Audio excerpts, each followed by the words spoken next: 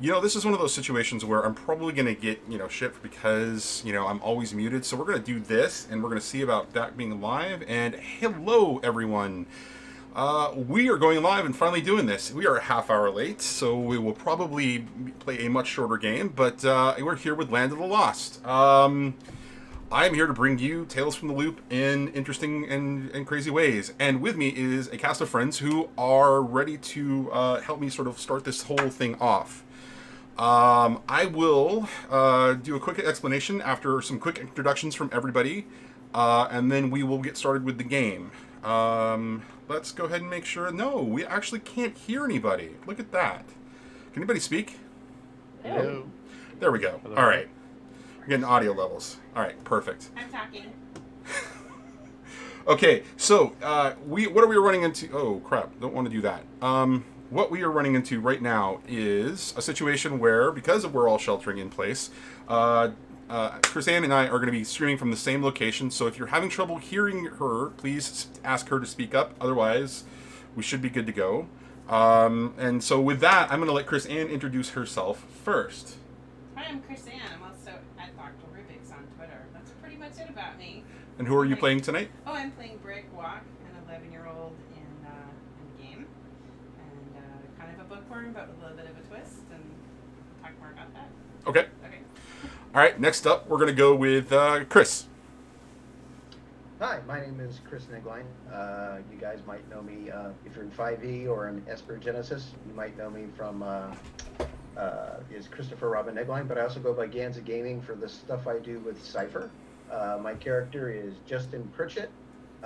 He is a 12, 13-year-old country boy who is probably sneaking around, and he's trying to figure out what's going on in this weird little town. Excellent. All right, next up, we're going to do Amanda. Hey, I'm Amanda. I'm playing Neve O'Connor, and yeah, she's recently moved into town. Recently? Recently? Well, within the past year. Okay. So she's still probably the new kid. Okay. And last but not least, Zeke. Hi, I am Zeke. I don't really have much in the way of an online presence other than what you're viewing right now. I am playing Cosmos Kowalski, who's a young boy with a lot of awkwardness and hair and face, trench coat, kind of a loner. We don't know much about him yet. I'm intrigued. This is an unusual Zeke character. I've played with Zeke many times, and this does not sound like any Zeke character I know. All right. Gotta keep you guessing. You do. I mean, the last time you were a monarchy princess. This time you're who was escaping her thing. That was the last time we played together, if you remember. That was Star Wars. You made that sound weird, but it really wasn't. It really was. Anyways, all right. So what we're doing here is we're playing Tales from the Loop in a game called Land of the Lost. The premise is very simple. We are not playing in some nostalgia 80s sort of world. We are playing in the modern day, and we are playing in a world very similar to the one that we are currently experiencing. What the whole goal about this was to experience and play and have sort of this sort of way for people to be able to kind of deal with the current situation that's going on in the world and have some catharsis. And so the premise is very simple. The players are going to be entering into a small town. That small town is isolated from the rest of the world because it is a special place where there is a scientific research institution who is currently utilizing the loop for research. And because of the pandemic that is broiling across the entire world, the town was isolated much sooner than everybody else was. And so life seems relatively normal there, but it's really not. And so with that, we're going to start with Land of the Lost.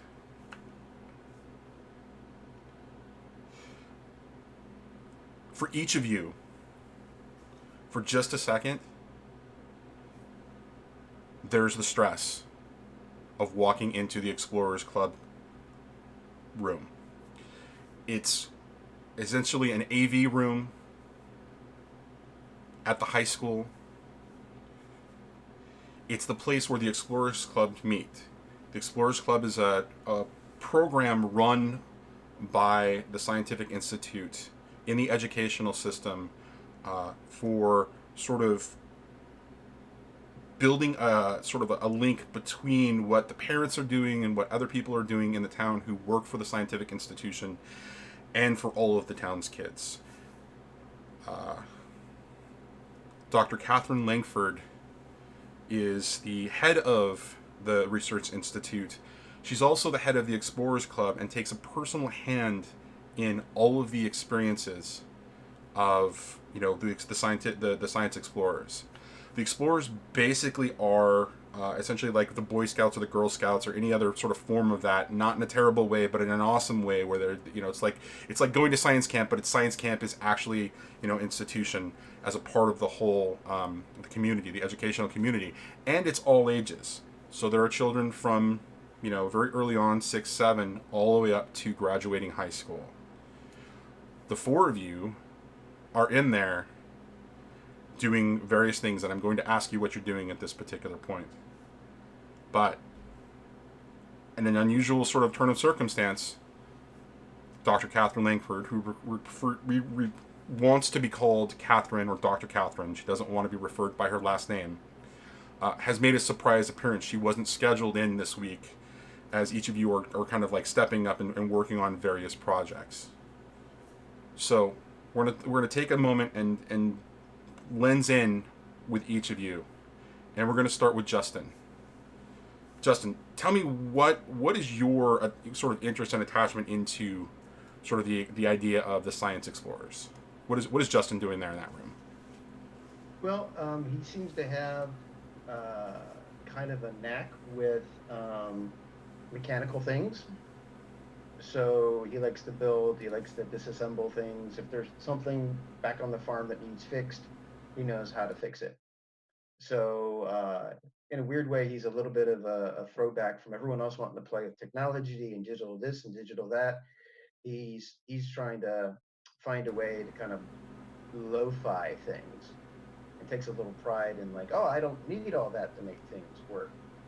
So he's probably trying to figure out like, and maybe it's not a great idea for the time, but he's trying to figure out a way to like how can I take something like AM radio and make it great again, or make it useful in this time where what if the cell towers come down? How can we use AM radio to make it a better backup? So he's playing around with that sort of stuff. So he's really into sort of like analog technology, really old school Yeah. sort of analog technology and radio spectrum kind of stuff. Exactly. Is that drawn or driven by something coming from like inside of his environment, or is it something just caught his like eye, or like it's caught his ear, for lack of a better way to describe it? I think it's a little bit of that whole I'm found out I'm good at it, so I'm just going how far I can push myself to see how good I'm at it sort of thing. He's also kind of a big kid, and he probably feels like people just assume he's, the usual big dumb kind of guy, especially since, he's one or two of the country kids that, just screams that he's, not the suburbanite type person. Okay. So he kind of also gets a little bit of a thrill of proving people wrong. They just think I'm just a dumb hick, and here you go. Here's a radio thing I play around with, or any car that comes by, he can fix it. Especially the older, the better. Okay. So I would imagine then, if you could describe for me, but I would imagine that there is like a workstation specifically that works really well for this. Think of like something like it. I would assume that the Explorer space is somewhat like a maker space, in that there's a variety of different like stations and tools and various apparatus, and I would love to hear what your description of sort of that area, that sort of like analog technology area kind of looks like. Probably he has like in one corner he has like old projects he used to do, like the old hey, crystal diode radio, right? And maybe thanks to the internet, he bought one of those old Heath kits where you literally make a TV from scratch. I don't know if you guys ever heard about that. I just found about that as a player like last month. Like I could have literally bought pieces of a TV and put it together. And I heard that for this particular project, that was like their masterpiece. If you could put everything else together, if you wanted to really show off, you know how to do a Heathkit. You bought the Heathkit TV and put it together. I am not making this stuff up.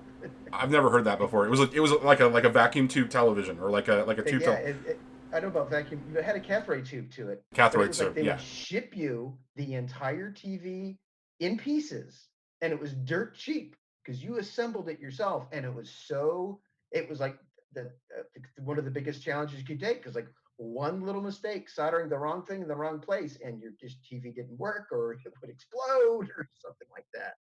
So he's probably like working on that sort of thing. Just he has lots of, probably of everyone else's space, he probably has the most junk on his space because everything is bulky and it's bigger, and it's not shrunk down to like it's something like this, which is half the reason why it's so big, is just so you can hold it, Right. because everything inside is so small. Right. All right. So we're gonna, the camera kind of pulls back as we're watching Justin sort of work on his stuff, and we see somebody sort of cross the camera screen, and we follow them, and we're gonna follow them along, and we're gonna follow along. Now, is it pronounced Naomi? Naomi? It's Nev, actually. It's Nev.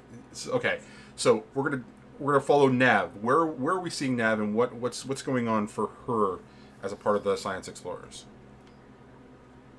Nev would walk past Justin, kind of peer over his shoulder, see what he's working on, but just kind of in passing.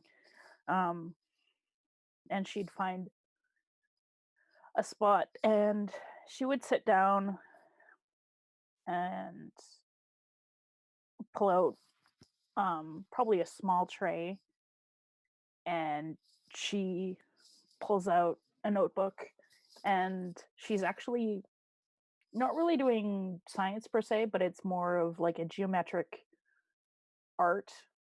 She's bending wire into fractals, fractal designs, and yeah, that's what she's doing. And she can find all the wire and the stuff here, and yeah. And she's also probably the oldest kid in the room, I think, right now. She's what, 15? Yeah. Yeah. There's another kid that wants to pretend like he's older. He's 14, but he's definitely not 15. He's definitely not the age, sort of, appropriate, sort of, at that point. He's very immature at that level too. But so what is Nev's workspace sort of look like, where she's doing what sounds like a combination of taking sort of like scientific concepts and then applying a sort of like an artistic sensibility to them?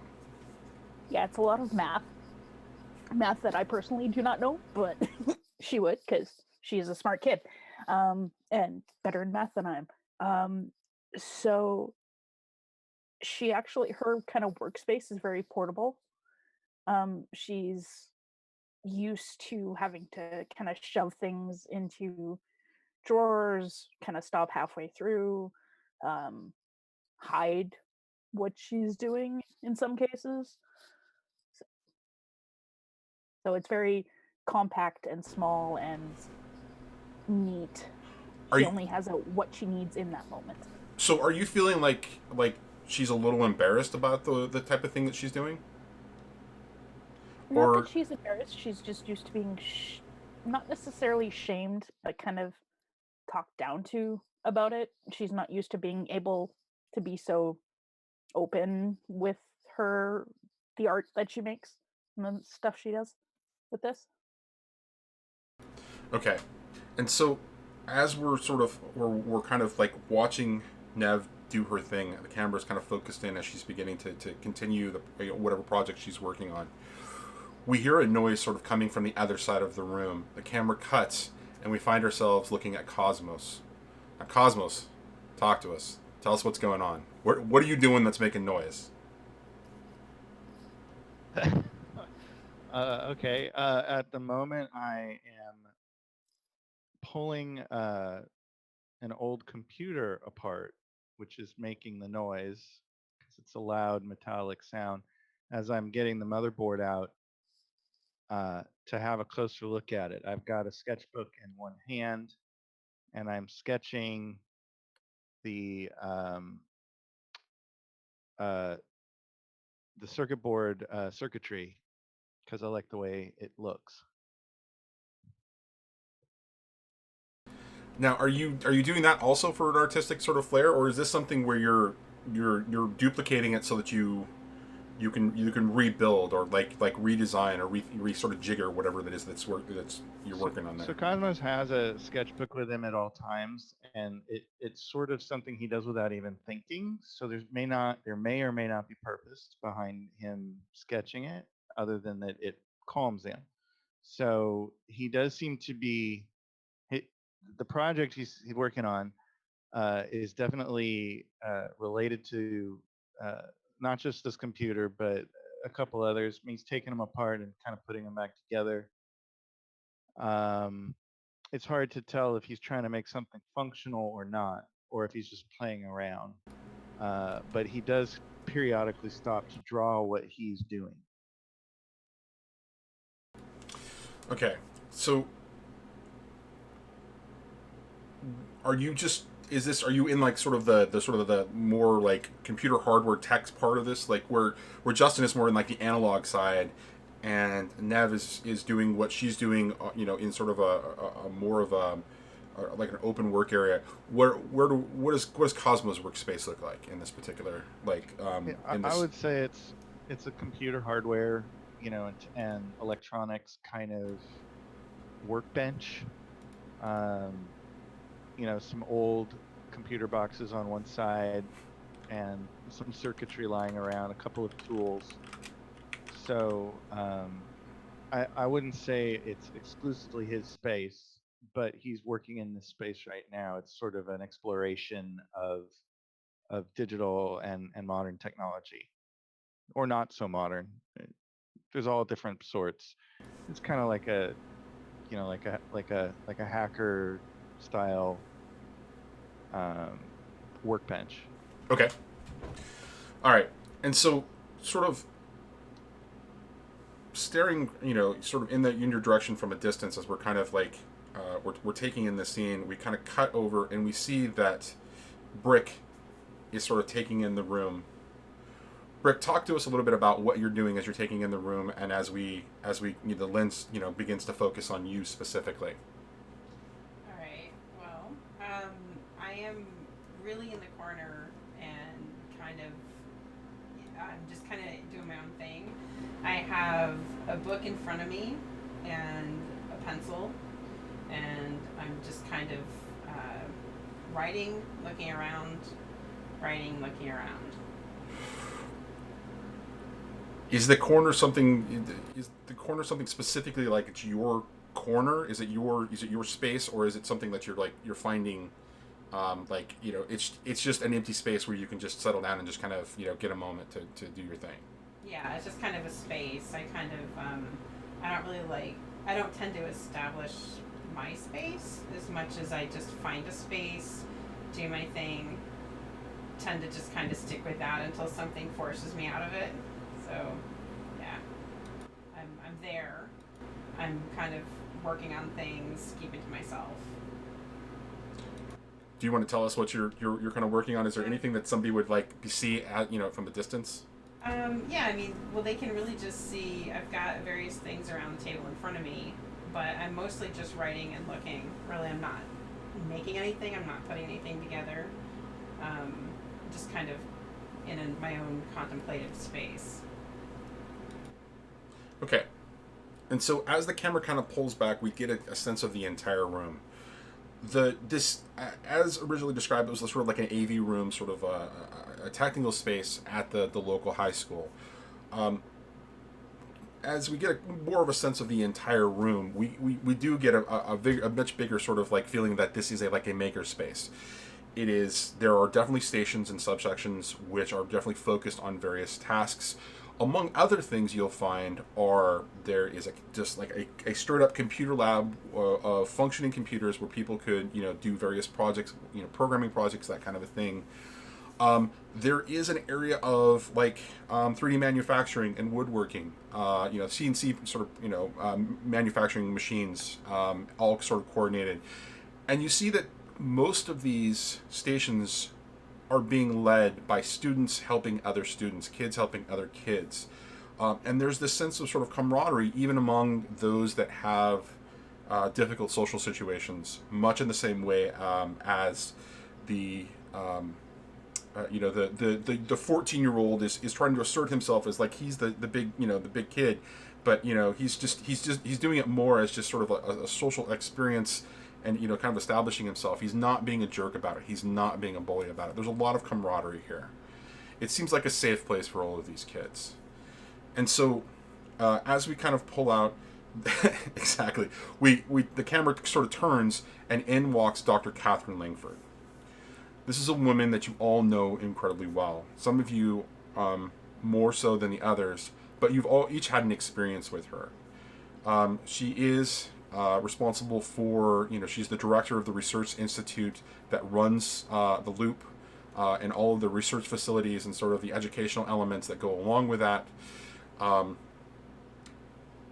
She is also this director of the Science Explorers program. It was not her baby, but she sort of took it over from the person who actually did start it, and it's been successful in sort of identifying and helping kids sort of find their way in the world and sort of be more attached to what their parents do as a part of the whole experience of working in a town that is mostly based around scientific research. The town is Santa Carla. It's on the coast of California.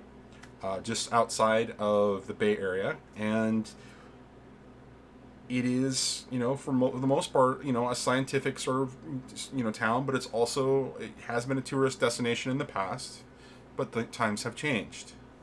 The world has gotten a little more interesting as a global pandemic has hit, and people are sheltering in place in most parts of the world. Santa Carla is unique in that it hasn't really changed because the government came in very early and sort of locked it down completely. People can get in and out, but you have to have special permission. Kids, for the most part, are telling their own stories about it, and no kid has been able to escape Santa Carla yet. And that's a big thing among some of the older kids, among the teenagers. There's bets going on who's going to be able to make it out first, kind of a thing. What Catherine Langford has done after the pandemic started is she's really started talking to everybody in the Explorers program, in part because she wants them to understand that to trust in the science, to feel comfortable, that to have the conversations with their family members across Zoom calls, Skype calls, that kind of a thing, into the outside world, and know that everybody is doing the best they can to be safe. She's trying to provide that calm and reassuring voice, because there are a lot of voices of dissent. Just because the town is isolated does not mean that the media is not coming in, and the news just keeps coming in, and it keeps getting more challenging. And so as Catherine comes in today, she kind of looks and says, "Okay, everybody, 5 minutes, and then we're gonna do a group discussion. And I've got a project for all of you today. So go ahead and finish up what you're doing, and get into any appropriate groups, or kind of hang out with your friends. But let's come into the center space." And let's take a couple of minutes. And she immediately turns and starts to busy herself with her briefcase that she's just brought in.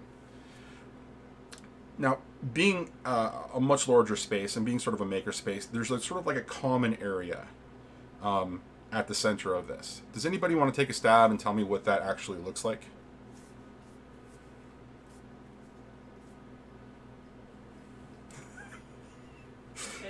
There's a circular, kind of a rotating. We can't hear you, Chris, by the way. Oh. Go ahead. There's a circular rotating sort of like a lazy Susan thing that has shelves underneath and a flat space on top, and that's part of the space in the middle. In the middle of that. Yeah. Okay. Chris, you were muted. Do you want to add to that?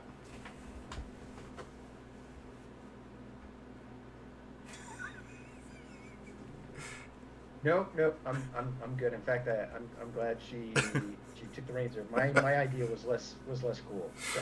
Okay.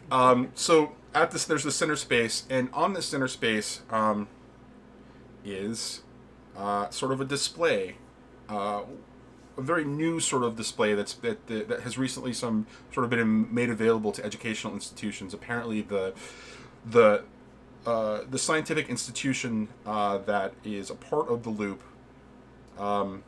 was part of the team that actually built what's sort of being sort of like a proto holographic system for a holographic display. It's rudimentary at best, can only display things in 2 dimensions, but it can display it in a 3-dimensional space. So you get essentially what looks like a flat screen sort of display above, but it only operates, essentially on, one plane. It's not a full 3-dimensional kind of realized kind of a thing. Can anyone describe to me what the chairs or benches or couches, what's that like? That in this sort of surrounding setting.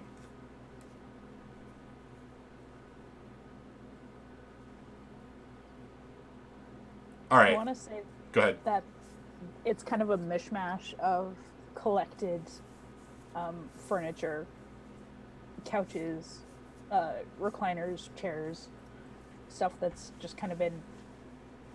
This is kind of gone through its life with us. Here you go, kind of thing. Okay. All right. So those stand out as being sort of in contrast to this sort of beautiful sort of like centered sort of lazy Susan sort of rotating the table with shelves at the bottom and this sort of display on top. Do you all have favorite seats? Do any of you know each other even reasonably well? Do you congregate together? Do you find separate spaces? Do you have friends that you have in the environment that aren't necessarily associated with anybody else here? Talk to me about you're taking your seat.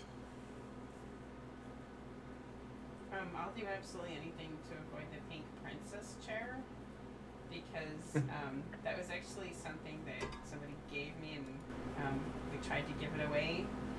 My family actually knows Dr. C or Catherine. And anyway, so we gave it to her and then she brought it in here and then she was like, oh, here, you can sit here. And I was just, no. I really didn't want it and I felt really bad about it. So I'm going to sit someplace else. Okay. Anybody else want to tell me about where they're going to sit or how they're going to approach sitting down?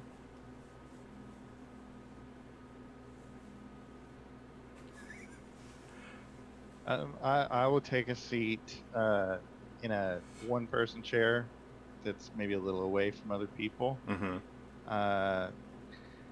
Cosmos doesn't seem to be, an enemy to anyone, but he doesn't seem to be going out of his way to interact.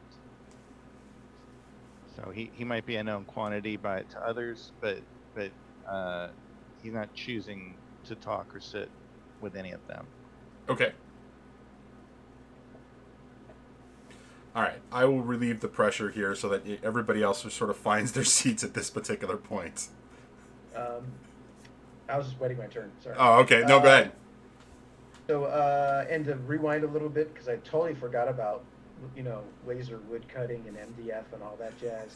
That's probably part of his project is he's like rebuilding the cabinet as he's putting together this do-it-yourself TV. Mm-hmm.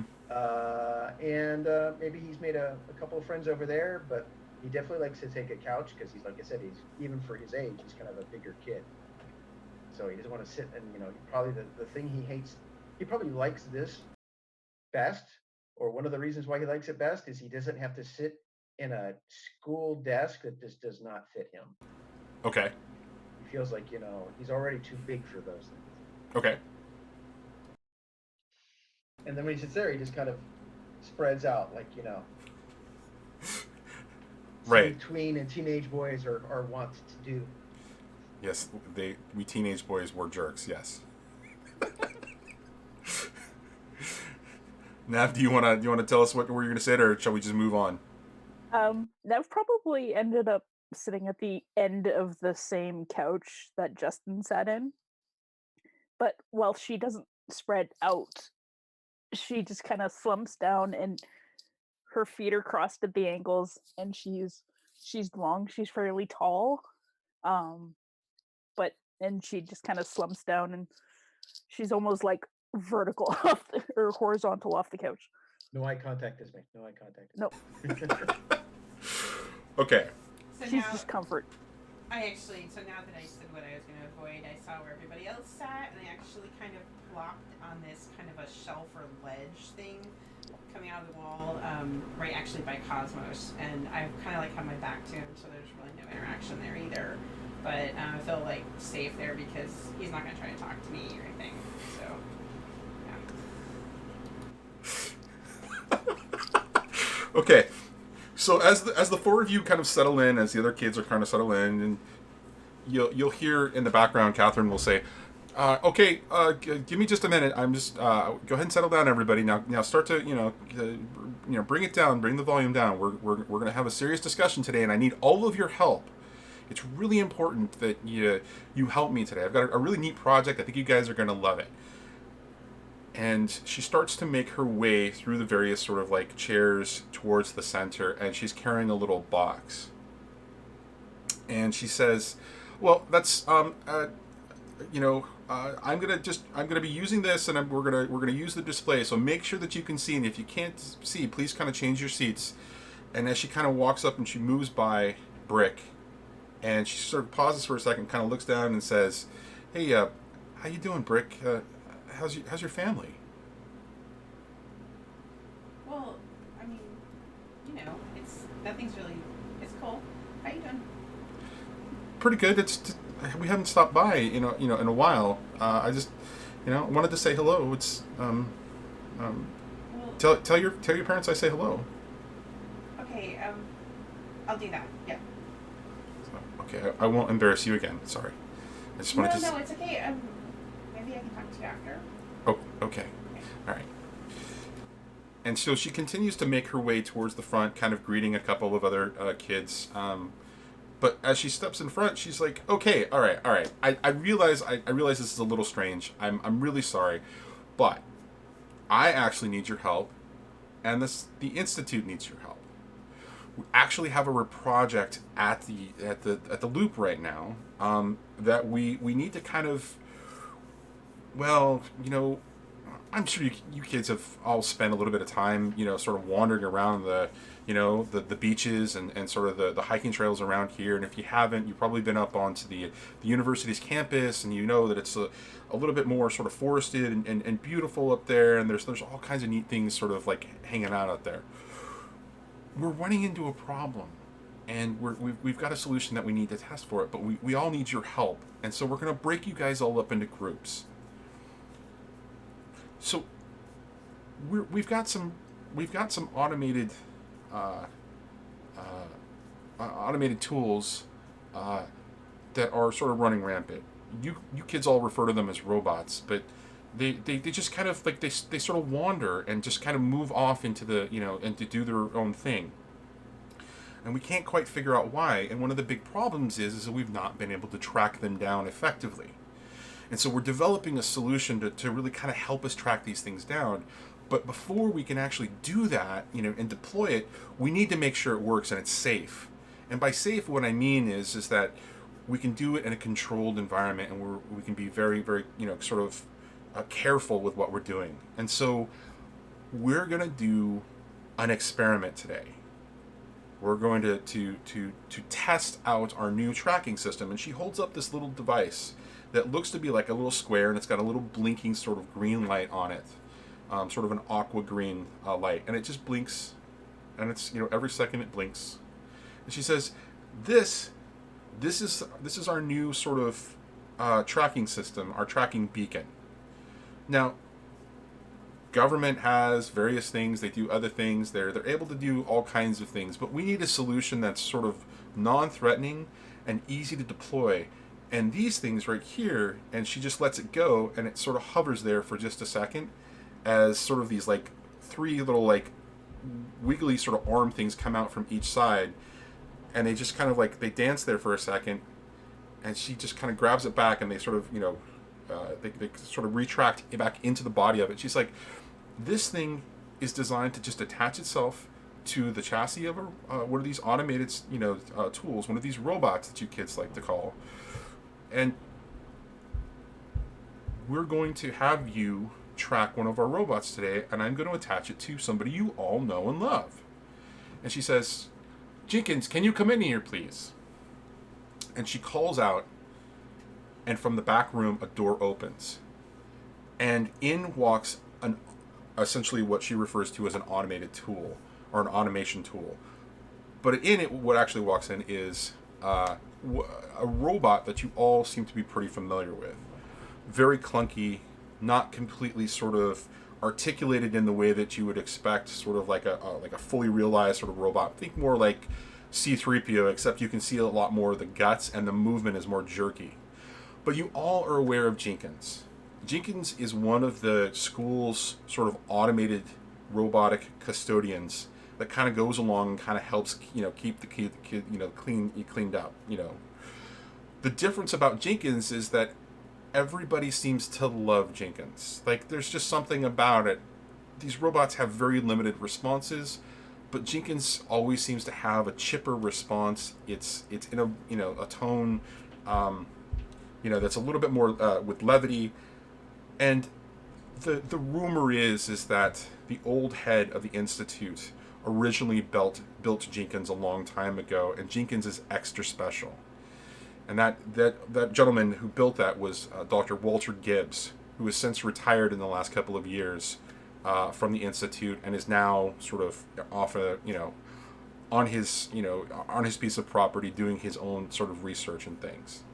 But Dr. Walter Gibbs apparently built Jenkins, and Jenkins is extra special. He's just chipper and he's just joyful.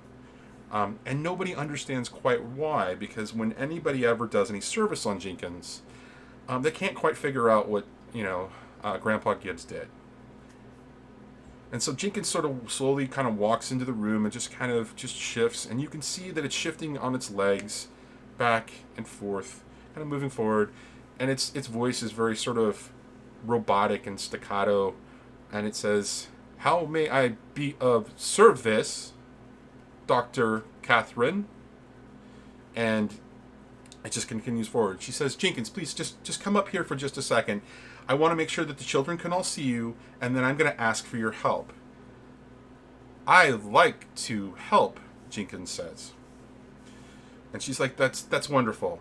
And so she says, "This device here, we're going to attach to Jenkins if he'll let us, and we're going to ask his permission. If he does not want it attached, I don't know what we're going to do, honestly. But I hadn't quite thought about that. Maybe I'll get one of the other custodian robots. But anyways, so once we attach this to him, we're going to ask Jenkins to kind of make a move and kind of go about his business, around the school. I'm going to ask all of you to find out where he actually goes. I'm going to ask you to break up into groups, and you're going to follow him, and I'm going to give you a little piece of software for your phones, and that your phones are going to be able to track him. Does anybody have any questions?" And she kind of looks around the room, and she makes eye contact with Brick. She makes eye contact with Justin. She makes eye contact with Nev and with Cosmos and a couple of other kids. All right. Well, I appreciate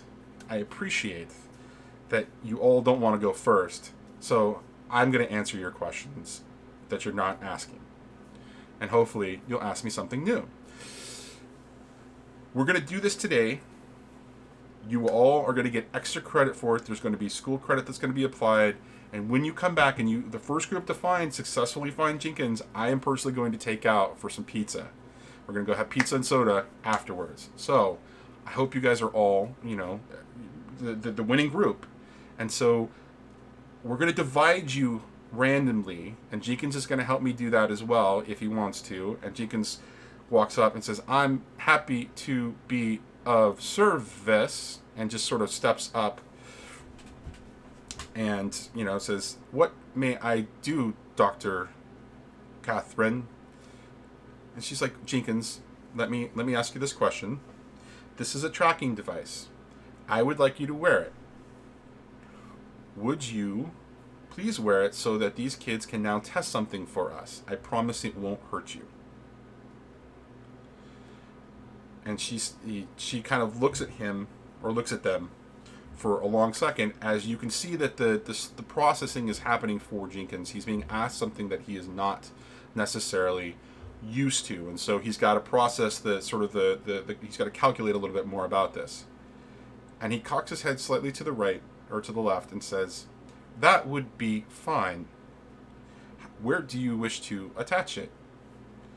And she said, "I'm going to just attach it to your arm. I'm going to attach it to your right arm."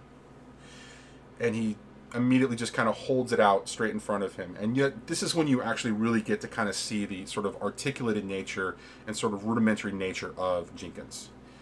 His arms are really just two beams of metal with some sort of like mechanisms and sort of like motors and articulators just kind of rotating in there to give him the ability to kind of move in the ways that he needs to.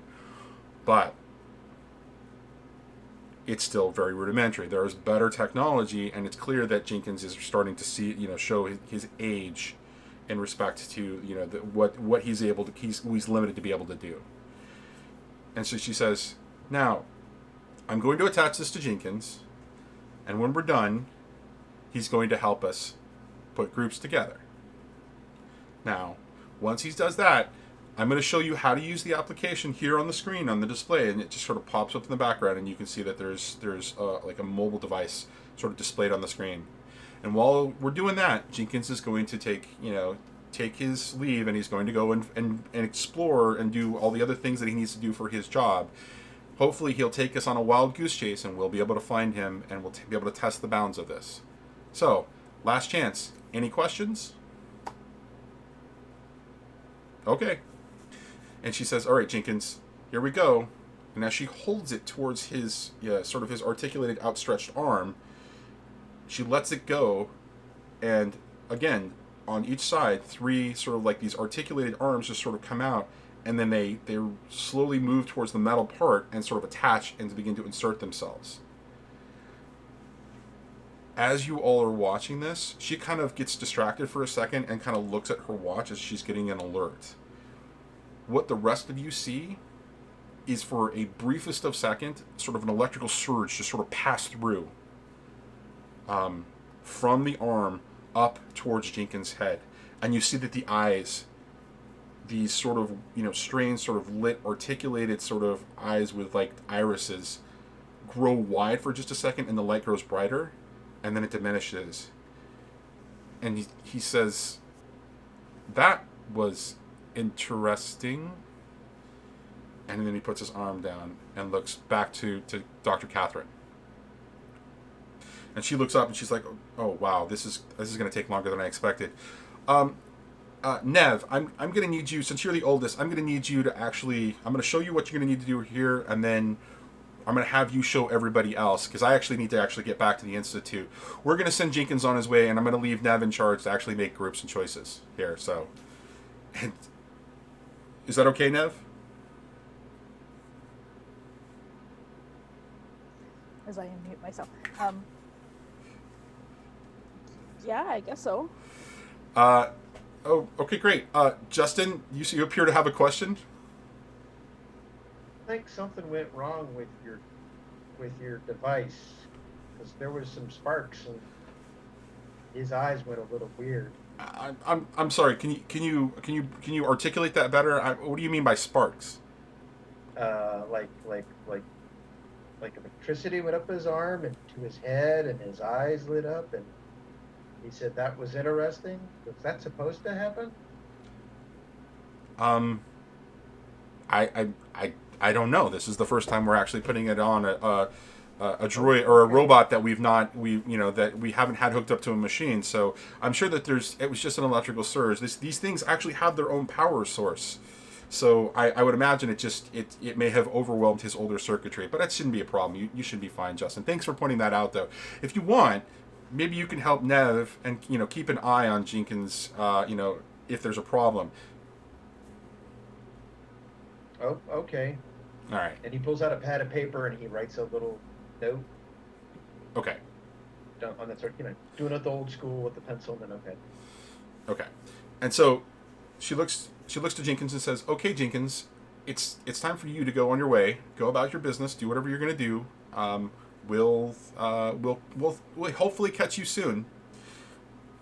And he turns to her again and says, "Thank you, Dr. Catherine.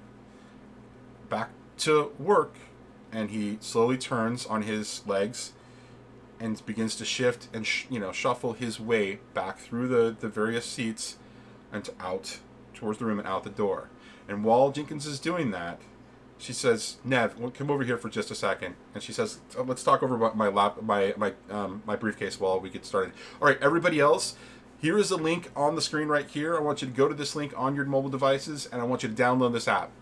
This is a private institutional link from the Research Institute. So please don't share this with your friends. At least not yet. We're not ready to share this with everybody just yet. So, all right, Nev, come over here with me. Sure. And so she, sort of makes her way back over to her briefcase. And while that's going on, what are Brick, Cosmos, and Justin doing? Downloading the app, of course. Of course. Is there anything Not happy else? about it. Is there anything else that you guys want to do? Justin, do you want to pay attention to Jenkins, anymore? Do you want to study him at all? Yeah, I ought to keep an eye on him anymore. I mean, pencil paper's ready anytime he's that says or does anything without any, input. Right. So as you're kind of observing and watching, he's slowly just making his way out of the room, and as he gets to the door itself, you actually see him reach out for what looks like a broom, a push broom, and he does that. But for just the briefest of second, the motion feels more smooth than it should. And he steps out, steps out of the room. And as all the kids are starting to kind of download, we're going to cut to Nev talking to Dr. Catherine Langford.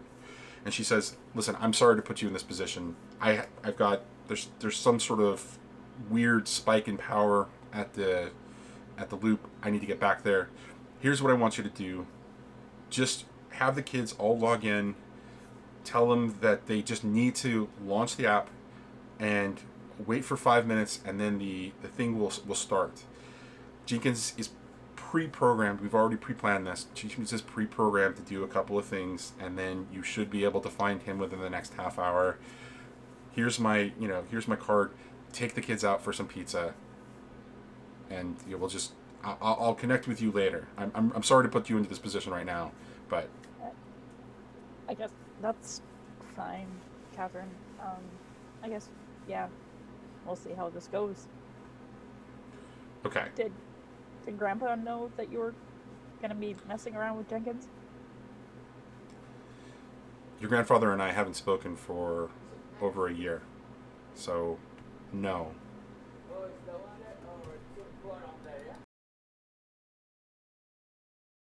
Awkward.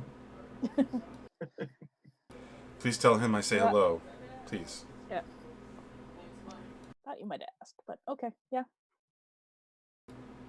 All right. Well, now I have to go. Here, you've got my cell phone number. Call me if anything goes wrong. Yep. And she's like, Hopefully nothing goes crazy. okay. So we're gonna cut to after you've had a chance to kind of talk to all the kids and explain to them what they need to do, and the kids, being incredibly excited, there's about 20 of them in the room, all started grouping up almost immediately the moment that Catherine left, leaving the four of you just sort of as a group amongst yourselves, as you're kind of standing there, as the alert goes off on the mobile app, and it starts to ping and go off and say, a test initiated, find Jenkins, and you see all these groups just kind of disappear out of the room as the four of you are left standing in the Explorers Clubhouse. Well, everybody have it downloaded? Yeah. Yes. Rex? I do. Yeah. I got it done. Okay, I guess let's go. Let's try. Where do we think? Where's Jenkins gone. Who wants to be responsible for digging into this piece of software and paying attention to it? I will. I need a roll of some kind for you to kind of understand what's going on it. So, what Okay. do you think? What do you think applies here, skill wise?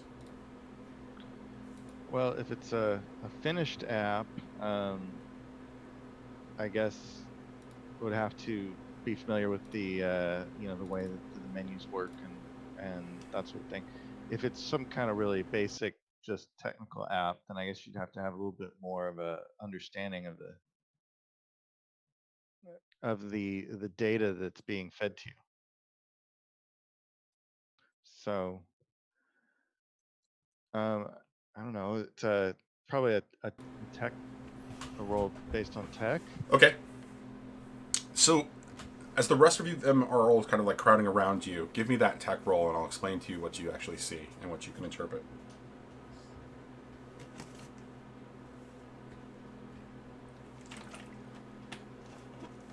All right.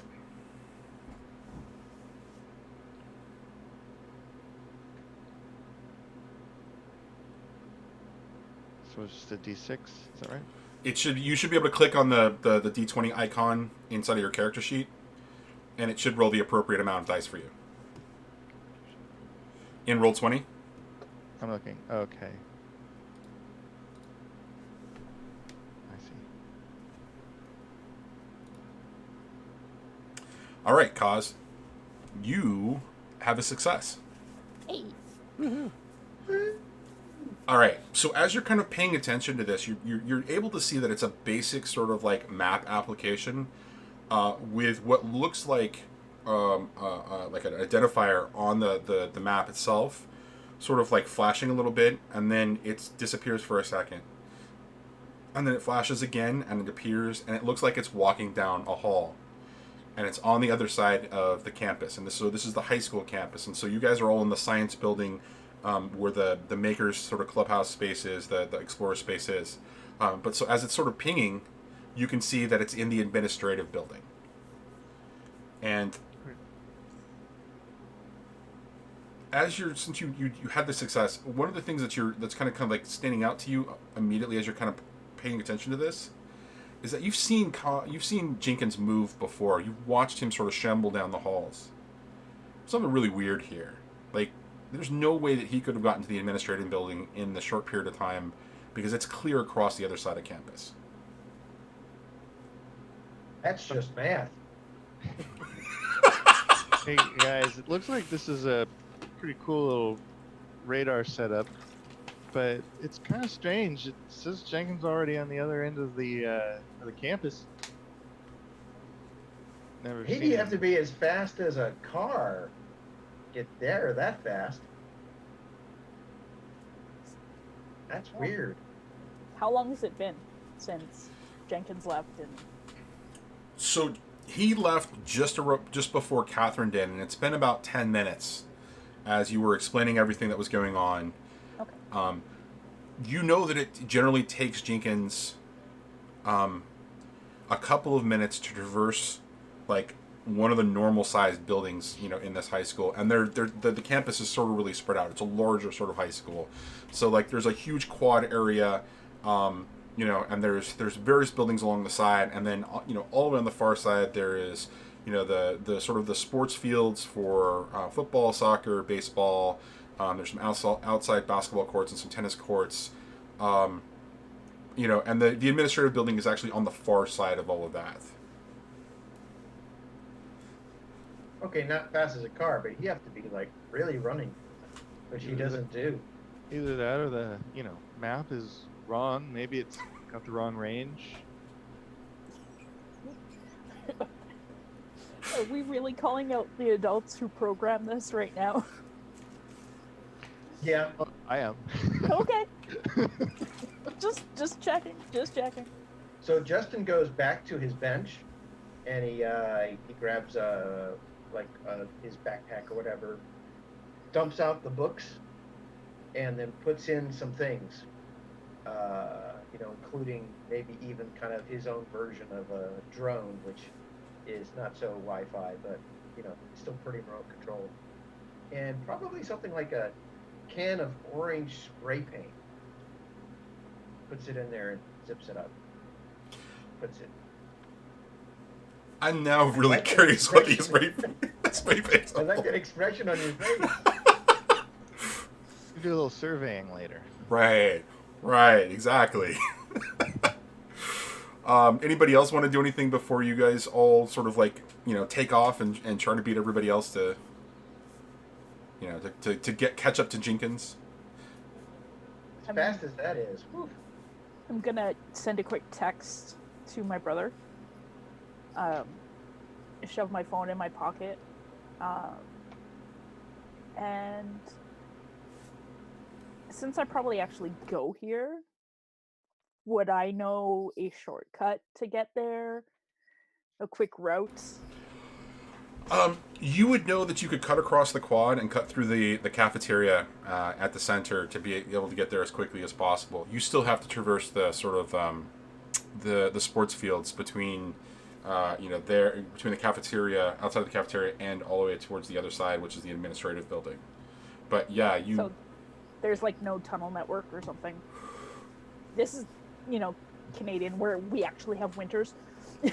No, well, okay, all right. So Zeke can attest to this. He and I went to the same high school. There were some wonderful catacombs under our high school in Los Angeles. So You're not supposed to know about those. nobody was supposed to know.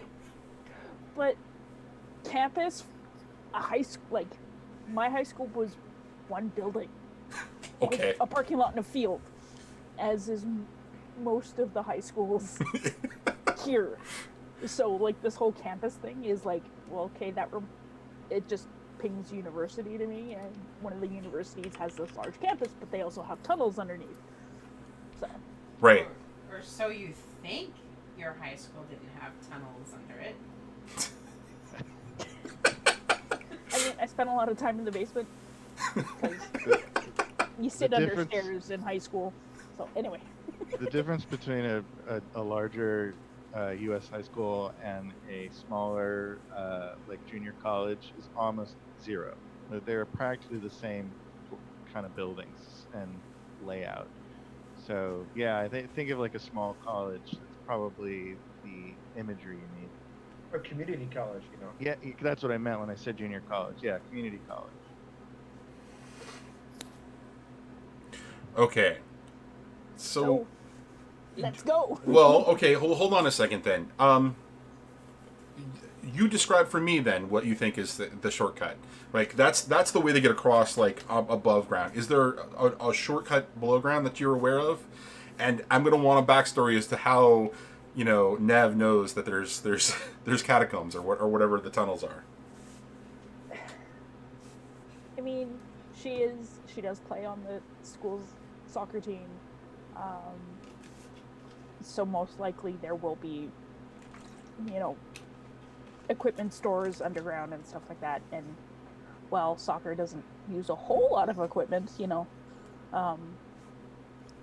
they would need a place to store it, and most likely she will know at least ways to get from the soccer field into where the stores are, and then maybe she just explored and found there are some tunnels that go between the buildings and to make it, better, easier to travel.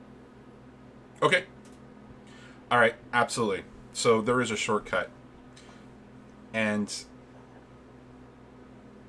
how do you get down to those tunnels? Like, are there a secret entrance? Is there like a manhole that you have to kind of get down to, or is that just like a marked door? It'd probably just be a marked door. Okay. Only you know that the lock is actually broken. Maybe I was the one that broke it. Yeah. Maybe. All right.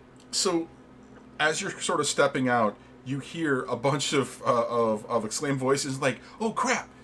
He's in the administrative building," and that's when you see down the hall, like there's a cross section of like a crossway. You see a group of 4 kids immediately start running towards the direction of, sort of out the door and towards the administrative building, sort of in that general direction. And so narrate us through getting to the tunnels and then go walking through the tunnels and what that experience is like. Never be like, okay, I know a shortcut. Let's go. Follow me. And Okay.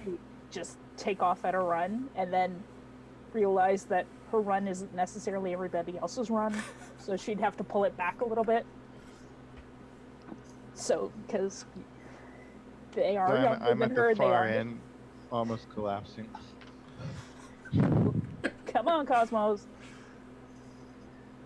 Maybe we'll find a scooter for you. I think I'm keeping up. Well, and I was kind of waiting for everybody else to go because actually when Justin dumped the stuff out of his backpack, I noticed the books and stuff, and I actually saw something else rolling. I picked it up and put it in my bag. Once everybody was distracted, so I'm catching up with everybody now. Are you stealing stuff off my bench? No, I mean you weren't there, and anyway, there's a reason. So. Come on, Brex, let's go. I'm right here. I'm actually right behind you right this minute. So. Let's go. Running. Okay, so when you get down to the tunnels, what do the tunnels look like? Talk to me a little bit about the tunnels, and then I'll tell you what you actually see and hear down there. Anybody can take this one, or Nev can take it. Nope. Somebody else can.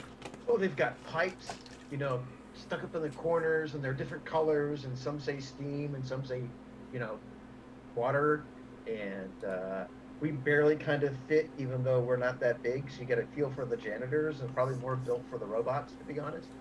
Maybe even, some of the older versions of the robots were on tracks or tires instead of walking, probably seemed like little treads or something. And there's stuff, water, you probably don't want to really know it's been in there. It's been standing for a while because it's full of probably like oil and dirt and grit. Okay. It has a musty smell to it. Are there fresh or recent tracks, or is this can you see that the layer of dust and sort of like debris is just sort of like kind of piling up a little bit?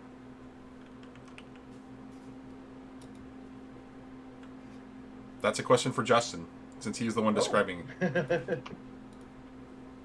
I mean, if the robots use it on a regular basis, then yeah, there's tracks. There's not as much dust.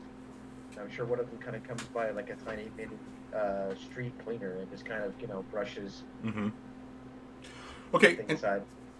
And so as you're kind of walking down there, you can feel the temperature difference a little bit, and it's a little bit more humid down there, right? You can see that the pipes above you are mostly well maintained. Some of them have a little bit of rust on them for the most part, but you can feel the heat off of the hot water one, and you can feel, you can hear the water sort of rushing through, from various ones of those.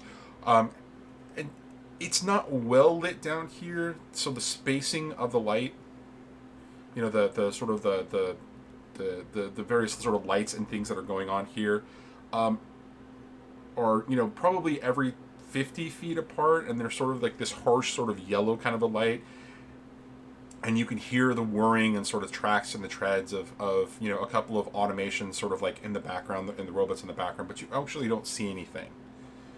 And so as you're beginning to kind of make your way towards the administrative building, you're kind of moving down, the lights begin to sort of dim and flash a little bit, and then they go dark. And then they slowly come back up. And in the distance, you can see a figure standing. What do you guys do? Like, it's way far in the distance, and it's like you can see that it's sort of standing there and just kind of almost like cocked its head to the right a little bit and kind of looking in your direction. What do you do? Guys, is there another way we can go? So before the lights went out, that figure wasn't there. No. And then So I'm I'm Ugh. actually, I kind of crept behind a couple of pipes. I'm really tiny. My backpack's actually bigger than I am, and so I'm back there. My book bag, my backpack is sticking out in the walkway, but just kind of hanging. You're kind of hiding. Yeah. Okay. So mine was probably like when the lights were kind of going out. My character was probably looking like for a little flashlight or some doodad he probably already has hanging off his little backpack already. When you look up and he sees the figure, is it a big figure, small figure, It's about maybe six. male, maybe female? You can't get any just sort of. You can't identify anything. Just by the just with a quick glance, you can't get any of those details. If you can describe to me a way of like skill or attribute that you think might actually work here, like something that you think might be more appropriate, I'll give you that. I'll give you a chance to be able to do it that way. So, I mean, if it's like one of the campus robots, I guess I could use Tinker to see if that silhouette seems regular compared to like if it's a regular human Okay. silhouette. You'll go for okay. All right, you can go ahead and do that. Oh, 2 successes. Okay. I'm gonna treat this like an investigation. I'm gonna give you the ability to ask me 2 questions because you're using your technical knowledge to basically just execute an investigation. So go ahead and ask me 2 questions about this, and I'll give you those answers.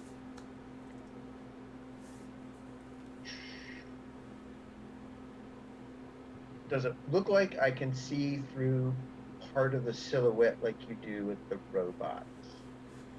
Like, is there like spots where I'm like, oh yeah, that's where the chest cavity it just goes all the way through? No, there's something. If it is a robot, there's something obstructing that.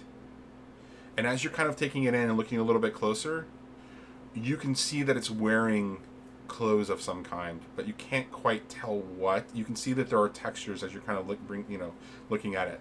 As the lights are sort of like coming up a little bit more, you're still not able to get, like, it's hiding between, or it's like it's centering itself between 2 of the lights that are about 50 feet apart, and so the reflection from the light closest or like in front of it is not shining as brightly as it could, and the reflection of the light coming from behind it is sort of like silhouetting it in such a way that it's really hard to kind of tell, but you can tell that this thing is wearing clothes of some kind. And is it seeming to already move forward to us, or is it just standing still where it is? It's standing still, but you definitely notice that its movements, because it is slightly moving, feel a little bit more mechanical. Shine my little light right at its face, where I think its face would be, to be more specific. Tell me about your flashlight. I'm thinking it's like a smaller little thing. It's probably not even going to be adequate for the job. I'm kind of shoot myself in the foot. That's fine. But it's something that would hang. It wouldn't be like a little mag light. It would be just kind of like a little plastic thing that would be light, quick carrying. Okay, it's not close enough. This thing is at least 100 feet sort of beyond you. Like it doesn't even, it kind of like it doesn't provide the type of light that you're hoping for, right?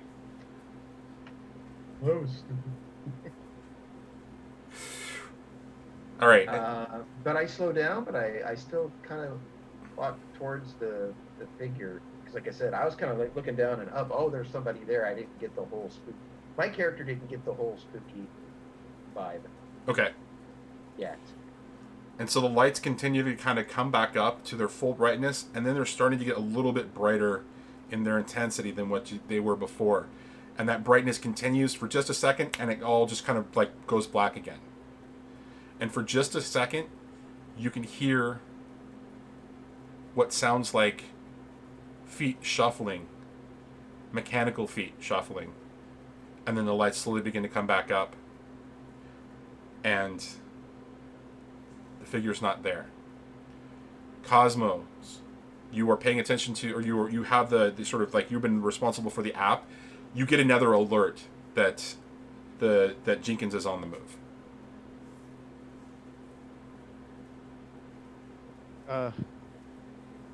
Okay. guys. Jenkins moving again. So Pierson, we should sorry. too. He appears to be right. He appears to be heading towards the sort of the sports facility, the sort of the indoor gym and where the locker rooms are and everything else. Again, you don't know how fast he got there. Like, you don't understand how fast he got there. He's already over by the gym. I mean, even with a dead run, that's pretty crazy. At least if I'm running. We should go that way.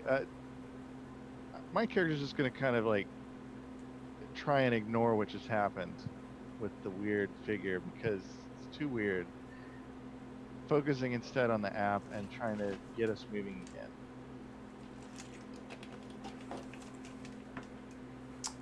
Okay. What about when I saw? Sorry, go ahead, Justin. When I saw him, get the thing on him, for a moment I thought he moved a little smoother than he had before, but I still think that he can't be running that smooth and that graceful. Math don't add up. Yeah, that's weird.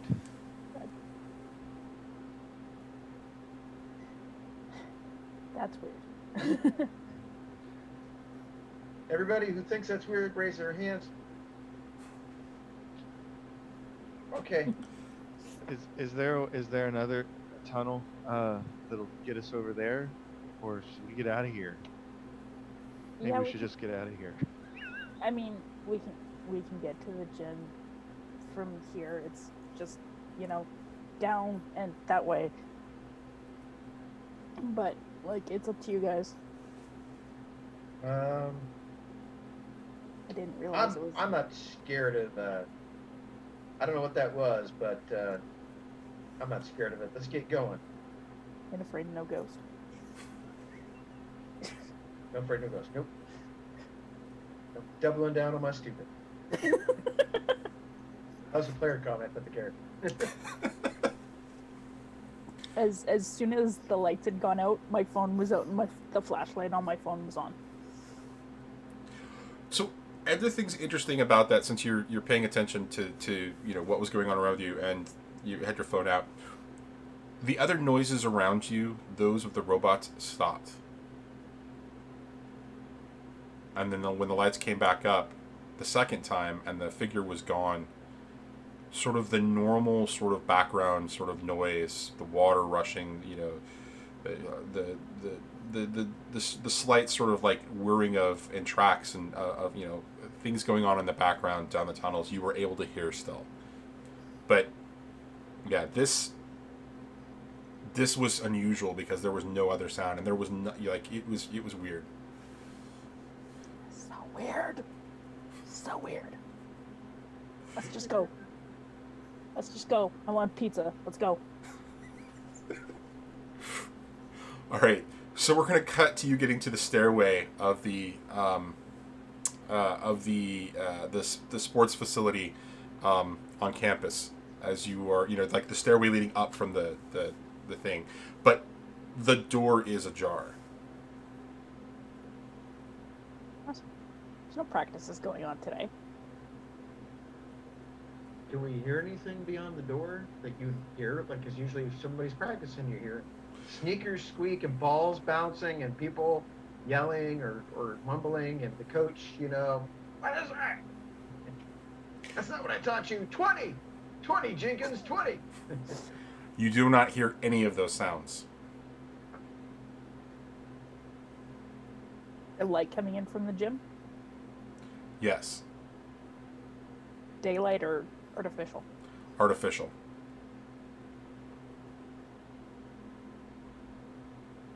Weird.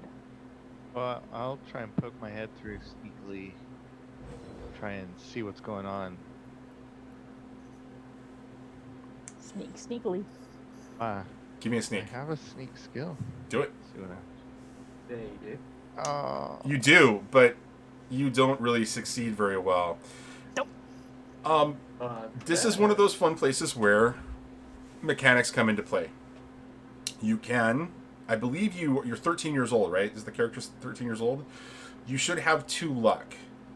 And luck represents an opportunity to re-roll things, re-roll checks, without taking a consequence. Now, that pool is finite and will only be refreshed after you get a chance to either rest or connect with your anchor or other little, interesting mechanics that allow you to sort of like rejuvenate in that way.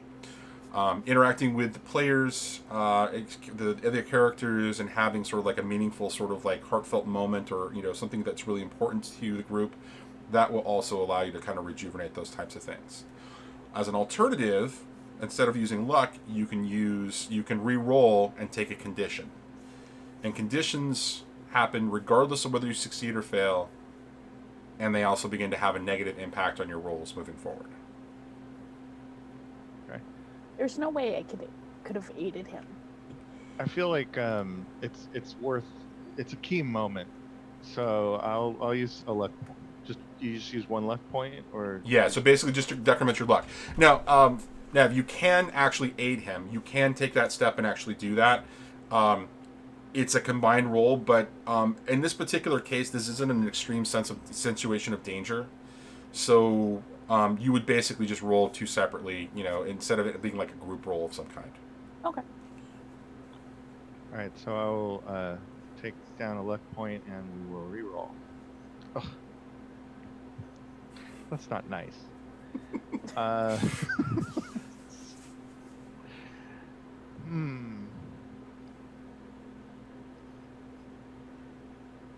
Now, if I can't do it when I'm lucky, then I just trip on one of my feet as I'm trying to peek my head around, and I'm gonna take a little fall.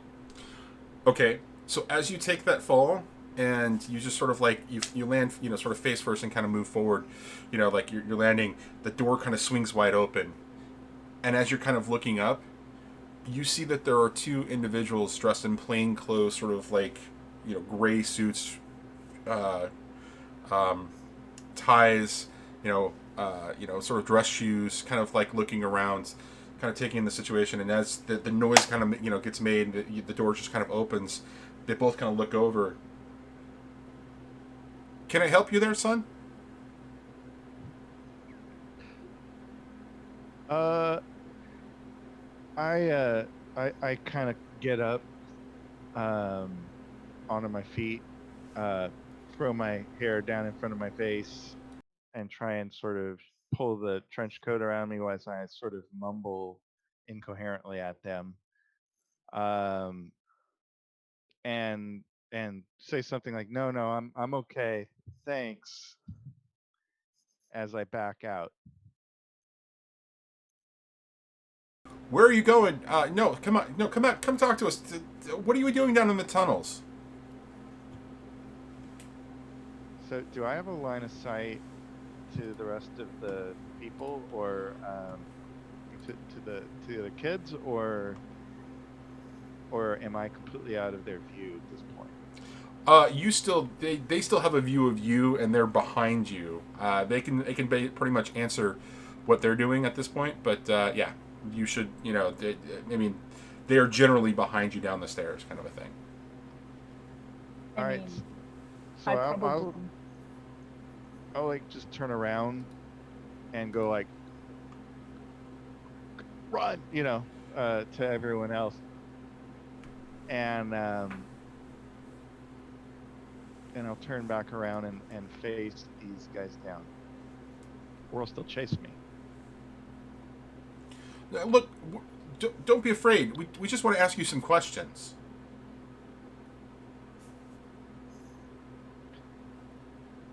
What? Okay.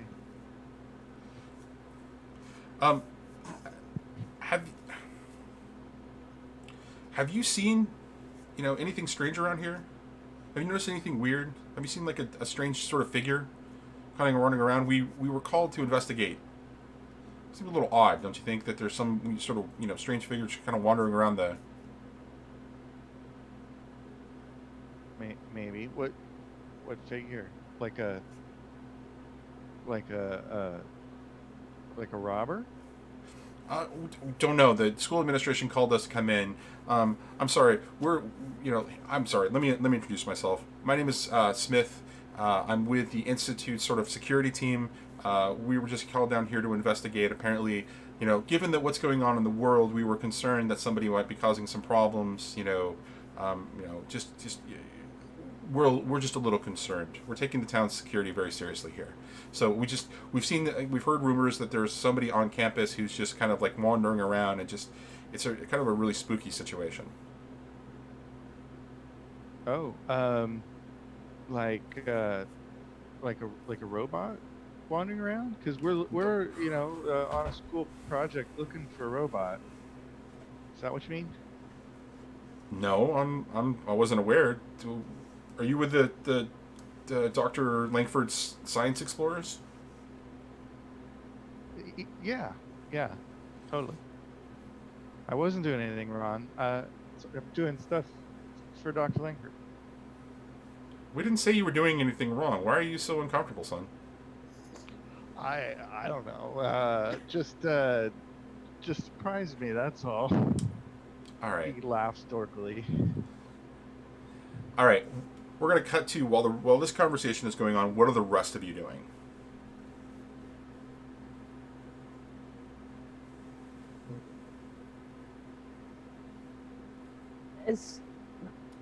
No, not muted for once. Probably as soon as Cosmos fell down, Neve would have probably kind of reached out for him as he fell, but when he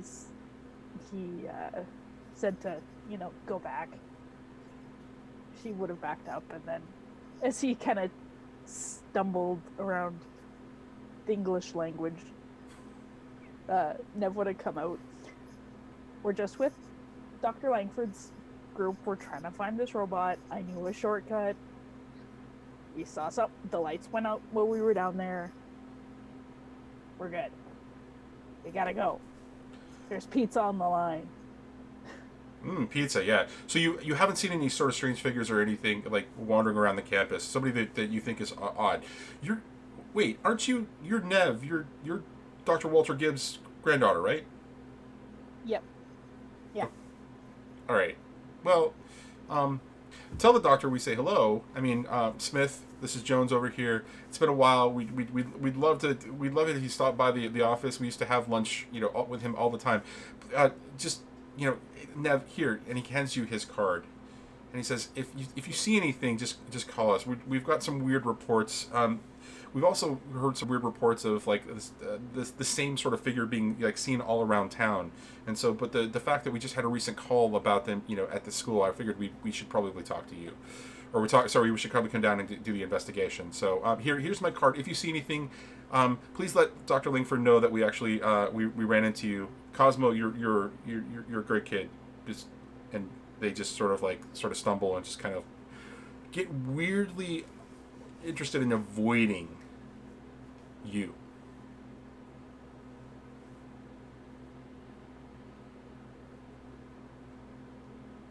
Okay. Weird. It's the word of the day. It's weird.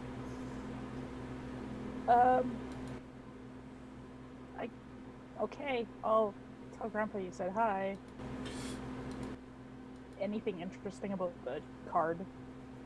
Is it just like Smith and Jones on the card? It just says Smith on the card, and gives you, there's like a phone number, and it talks about the being part of the Research Institute's security. Okay. Can I try and sneakily take a picture of the two guys? Because they're weirder than... Give me a sneak roll. Okay.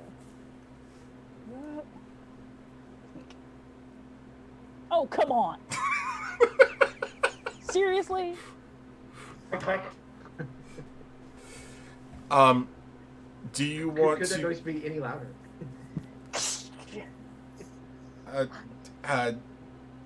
As you are taking the picture, do you want to try to take a condition and then do again? Roll again, or do you want to just let the result ride? Uh, Because you are 15, you do not have any luck Yeah. at that point. I do not get luck. I do not get lucky.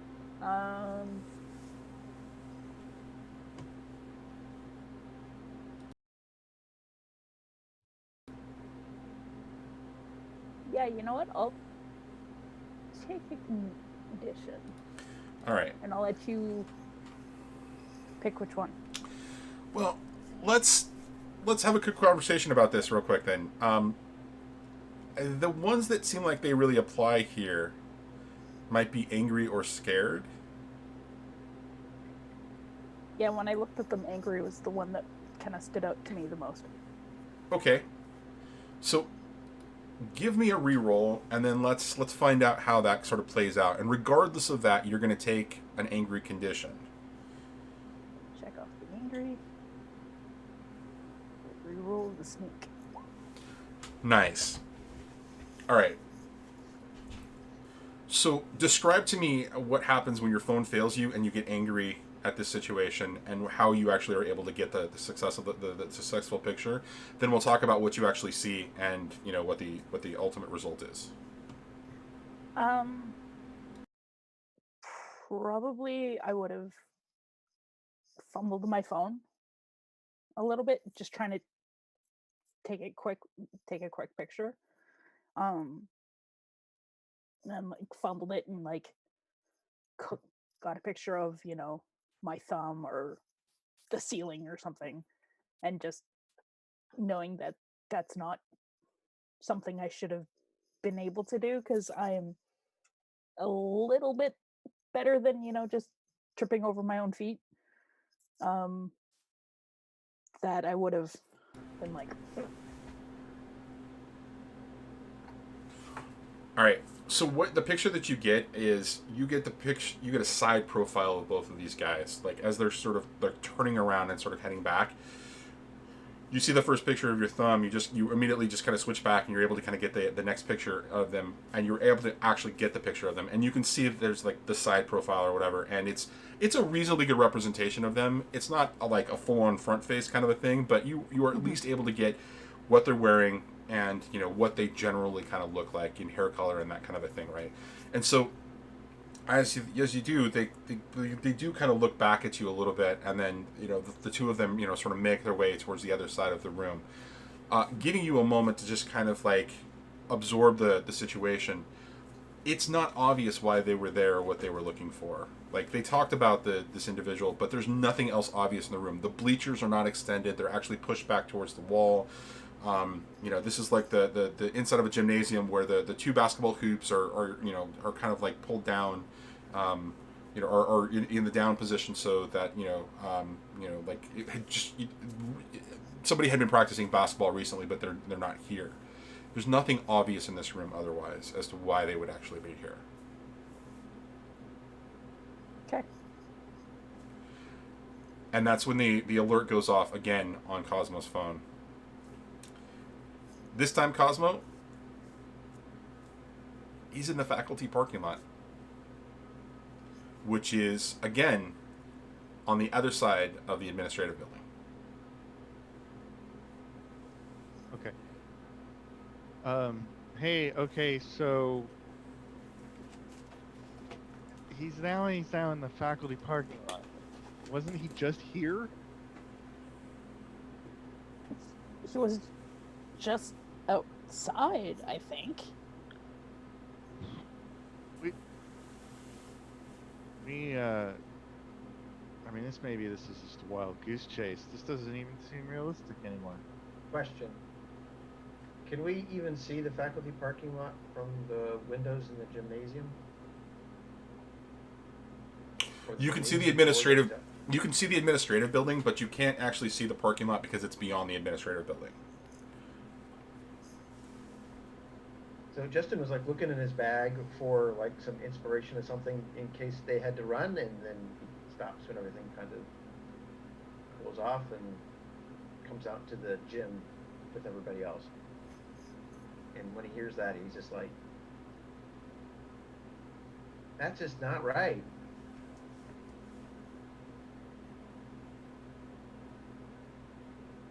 Bricks, what do you think? I think there's actually a good reason for it, but it just might not really make sense. I think there's actually some instructions about figuring out how he works.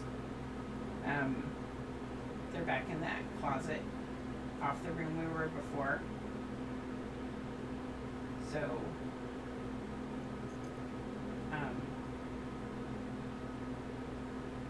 I don't really know if I can explain it, but there's some information available. I mean, any information is good at this point because this is just weird. So does that software, does it tell you what the signal is? Is it Wi-Fi signal or radio signal? I mean, can you see from that software, Cosmo, how it does the tracking?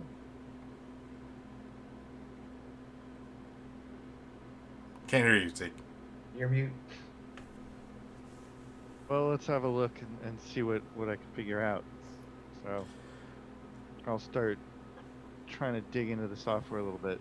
Give me another roll. I think it's another tinker roll for you, or maybe it's a tech roll for you. Tech? Okay. Yeah. Ooh. Nice. All right. So as you start to dig in, you kind of look at the settings and you realize that there's a developer sort of like option for the settings, and you kind of navigate into that. And what you find is a reference to the fact that it is radio based, and you've got an option to select the number of radio towers that you want to participate in this particular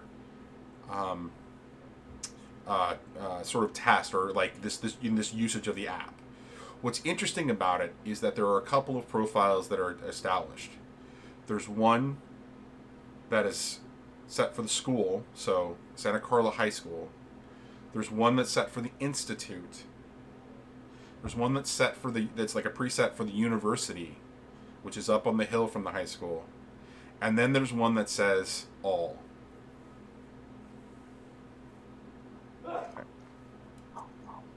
Well, it looks like it's a radio signal, Justin.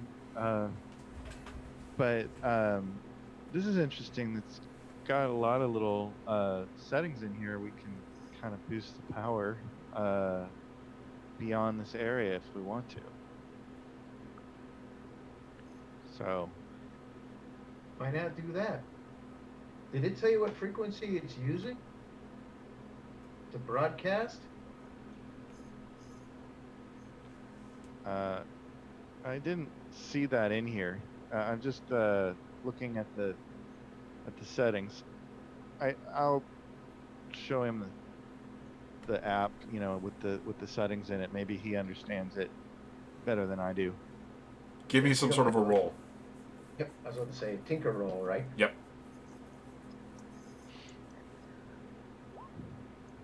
Excellent. I can't see what it's. All right. So the first thing that you notice is that there is a couple of different frequencies that are specified when you look at you start digging in and you see that there's options for like the various radio control tower, or the radio towers, like the towers that are sort of loaded, the areas, right? And so as you dig into the details, you start to see frequency information, right? And some of them are stuff that broadcasts on AM frequency. And then some other stuff is sort of like long-range high-band stuff. There's some point-to-point stuff as well, but you're getting that there's a lot of different type of frequencies that are going on. The AM frequencies are the ones that catch you off as the most interesting, until you kind of think about it and you're like, no, that makes the most sense, because that's actually the easiest to sort of manage and to test if everything else fails, right? It's AM radio is a known quantity, and it has been for over 100 years at this particular point. So it's something to easily to sort of fall back on, if nothing else is working. And mine have the longest range actually too. Exactly. So what I do is, as I pull out my backpack and I dig in for an AM receiver, to see if I can get onto that frequency and then get the basically, finding the frequency between the tower and such, with completely cutting out the the computer half of the translation coming over to us. Okay. So if there's anything funny going on with like a hacker or something like that, then they are now out of the loop with my very primitive dowsing rod of an AM radio. Okay. I guess that's another tinker roll, right? That is totally another tinker roll. But Right. I'm going to give you a +1 to this because of the success. Because I don't feel like we used the 2 successes. So whatever the result is, I think you should be able to see the raw result. Give the raw result an additional +1 if it fails. Figures, everybody, right?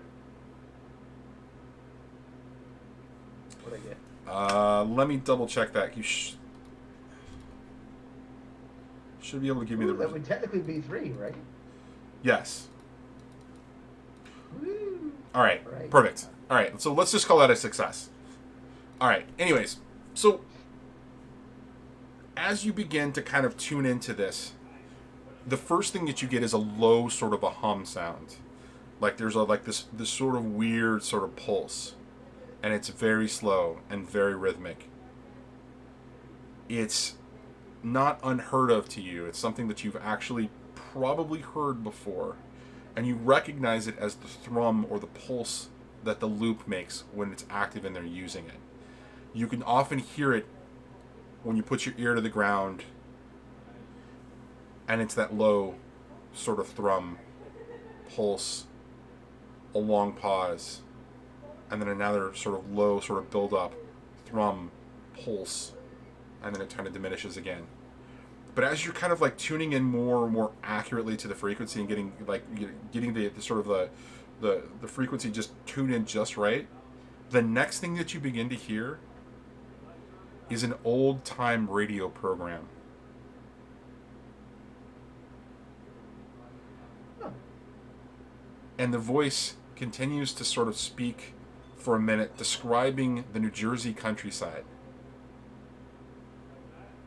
and how peaceful and how unusual it is that there are these various reports coming from the New Jersey countryside.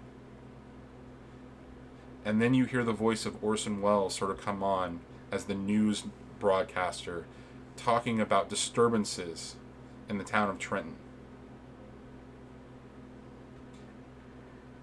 And as if for just a second, the voice becomes clear, and then all you hear is the thrum coming from the loop. That was weird. So, Did we all hear this? Was this?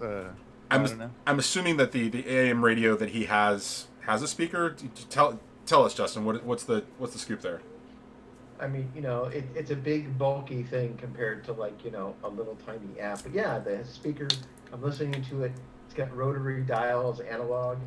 But yeah, I'm like, New Jersey, even for AM radio, that's like an awesome range. And then that voice sounds familiar. That sounds like one of those old guy things. So, because maybe he thought at first the old timey was just kind of a rerun or something. But yeah, that was kind of weird. So he still tries to dial down to see if he can get the signal from Jenkins. And like I said, you guys heard it as well. That's all you really get at this particular point. It's just very sort of an unusual sort of thrumming that continues on, but otherwise that you hear nothing else. But as the thrumming is just sort of continuing and pulsing in the background, Cosmo, you get a notification again. And it appears that Jenkins' position has changed again. Looks like he's leaving the bounds of the high school. The blip is moving beyond the faculty building. Or beyond the faculty parking lot, and it's moving outside of the bounds of sort of the accepted range. Okay, guys, this is really weird. the last notification just said that Jenkins is leaving the school. I don't think that Dr. Limberg? Landberg? Langford. Damn it. Langford. Don't make me look it up. I don't think Dr. Langford would have sent us off school grounds. That's really weird. Okay, there was back at that stuff there with the instructions that I couldn't figure out how to tell you really quick, but I took a picture of it and I just sent it to you. So it said something about Jenkins and the boundaries. Okay. But maybe you could look at it and see if there's something there. Yeah, let me look. All right. Roll me another tech roll. To me? Yeah. Aw. Yikes. You want to use some luck again? Sure. I'll use my last luck. Hey, at least you have luck. But you're a more skilled adult. I mean, you're young adults. But all bad, see? Yeah, you're just not lucky at all. You have found that the dice gods do not like you on Roll20 there, Zeke. Oh my goodness. I'll pay the subscription. I'm sorry.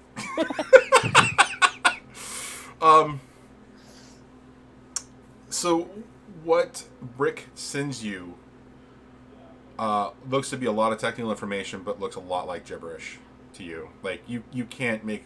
I mean, you know design like circuit design, and you know some things that are there.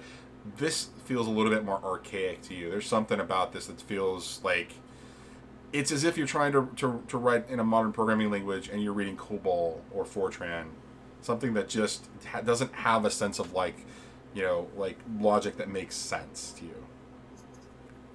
Took a class in COBOL, so boy, you picked them good. Hated that class. Anyway. Everybody did. Okay, I stare at the archaic programming data, sort of gog-eyed, and then I say, well, we could just activate the boundaries to all, and we could go chase Jenkins down. That's one way we could do this. Sort of bluffing past the fact that I can't read what was just sent to me. So you can't read that? No, I'm acting like maybe we're not going to talk about it. Okay, well, I know maybe there's a way to deconstruct it. You can kind of pull. I don't really know, because there was something about an update too, but I didn't get that part. So we may have to just fly blind on this. So you think it's maybe an update problem? I don't know. Because honestly, that's out of my league too. Can Well- I take a look at the manual? You know what? Well, at this point, I'll just offer the copy to anyone who wants to have a look. Given the amount of the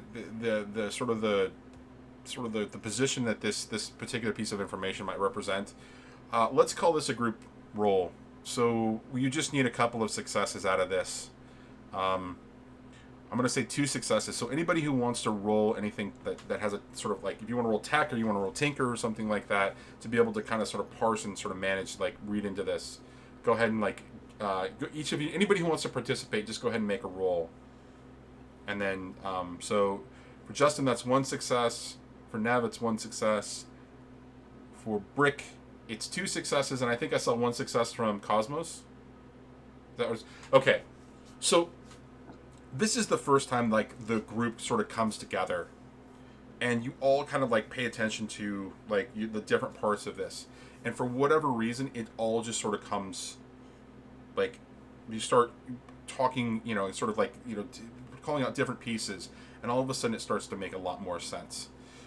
So the radio frequency and the stuff that you were hearing, that Justin was kind of tuning into, that frequency is actually representative of the older robots that have been operating around, sort of the town of Santa Carla. And all of them were listening into it. Jenkins specifically was given the ability to be able to broadcast in addition to that. Like, so it almost was like, when it was designed, Jenkins was given the ability to communicate back and help. According to the documentation, it calls sort of this ability to sort of broadcast back into that network help. As the four of you are kind of looking at this, though, you also realize that there is an opportunity there for it to control, as another way of it's being described in the programming language itself. The sort of the routine is called help, but really there are elements that really basically are just broadcast and control. And so as you're kind of like digging through and kind of reading all of this, you get another notification, Cosmos, that Jenkins has gone beyond the bounds of the receivers and is no longer in the projected area. Okay. So guys, looks like now he's left the school. He's out of bounds. Should we go after him or what? Well, my question is if you're really good at that computer, can you like hack the security cameras to see if he's actually left?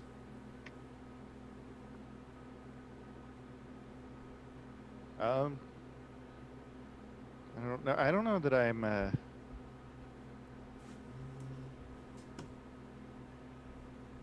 Because we haven't seen him. I'm saying we're just seems to be chasing a ghost,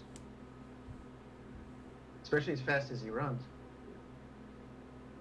Well, I could try, but I'm not really much of a hacker.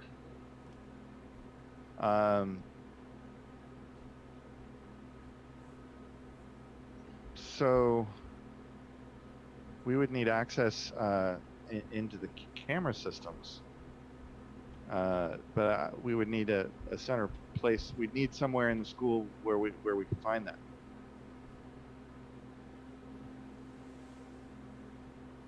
You know that information would be like that location would be in the administrative building. Okay, so we could head that way, or we could go towards trying to find the robot.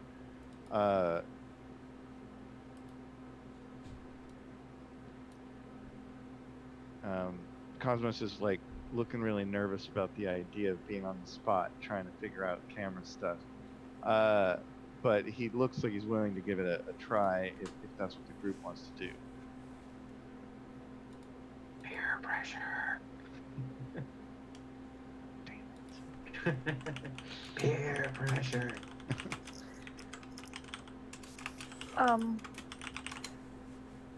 Don't forget that something like that would probably also get you like in trouble with the school. I don't know if your character would care about that, but that's something that might be on his mind. Oh yeah, very much. I made the suggestion. My character made the suggestion. I'm good either way, guys. No pressure. No pressure at all.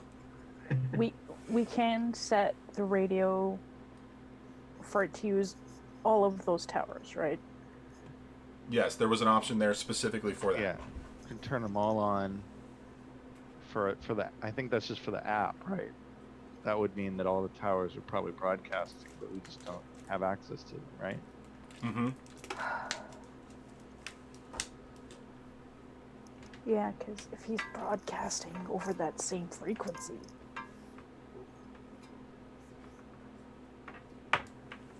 Are you saying we might be opening up the floodgates for Jenkins? Is that what you're saying? I don't want to, but it might. I don't know if we should call Grandpa and or call Catherine and Because he's left the premises, but where did he go? Where is he on? Is he hiking in the woods? Is he taking one of the roads? well, that's the thing. He's not supposed to, and whatever. Because they updated his programming to do this. Well, They we gave don't want some- him to get broken or anything. We should go find him. That's right. This isn't Pittsburgh. We don't beat up robots here. Wow. Thank goodness there are no robot vampires in Santa Carla. That's all. Are you sure? Pretty sure. Yeah. I mean, there might be regular vampires. I don't know. Okay, so what are you guys doing here? I don't know, guys. Like, we can go after him, or we can. He's hit the limit of the experiments that we were given.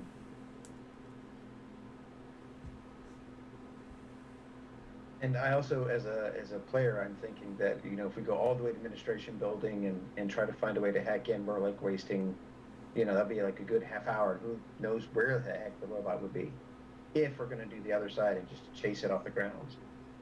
But It's not just a robot too. It's all of our friend. So we care. We love the robot. So on top we of should. that, head. The I'm sorry. robot. I say in character, we should just go. If we run, we can get ahead of it. We just keep standing around. We should go and find the robot, make sure it's okay. Did I can't remember her name. Our advisor, was she very strict about, like, if the science experiment is going off the rails, stop everything, let me know what's going on? Or is she more like, just let it go, it's a wonder of science, watching see what happens, you know? What did Dr. Catherine say to Nev? Does she remember? All I remember is we're getting pizza either way, to be honest. That's all I remember. Yeah, I've got her card. Nev would remember. I personally don't. Okay. Because my brain is a fucking sieve right now. So. That's fine. So what you would remember is that, yes, she said call me if there's any problems. I will have my phone's already out. I will be giving her a call. It goes to voicemail. Hang up. Try it again. It goes to voicemail again. Does it go directly to voicemail or does it ring? No, it rings and goes directly, then it goes to voicemail. Text. The second time Nev's gonna leave a message, she'll be like, something's wrong, or hi, it's Nev, something's wrong. Jenkins has left the grounds and he was moving really fast between points. Please call me back. I'm not sure what I should be doing. Are we just calling it and or what? Thanks. Click. So this is the point where Justin comes up to you, Ms. O'Connor, and he goes, is your grandpa Mr. Gibbs? Yeah. Oh, okay. I help him out on his property once in a while. In fact, this weekend I'm supposed to help fix his boat. Yeah, Grandpa's told me about how helpful you've been. Oh, okay. Thank you. I didn't know he had anybody in school. Never mind the same class. Oh, I'm a couple years older than you guys, so. Oh, my apologies. Yeah, in the club Yeah. versus class. I've been here for about a year. I haven't always lived here, so I've only been here for about a year.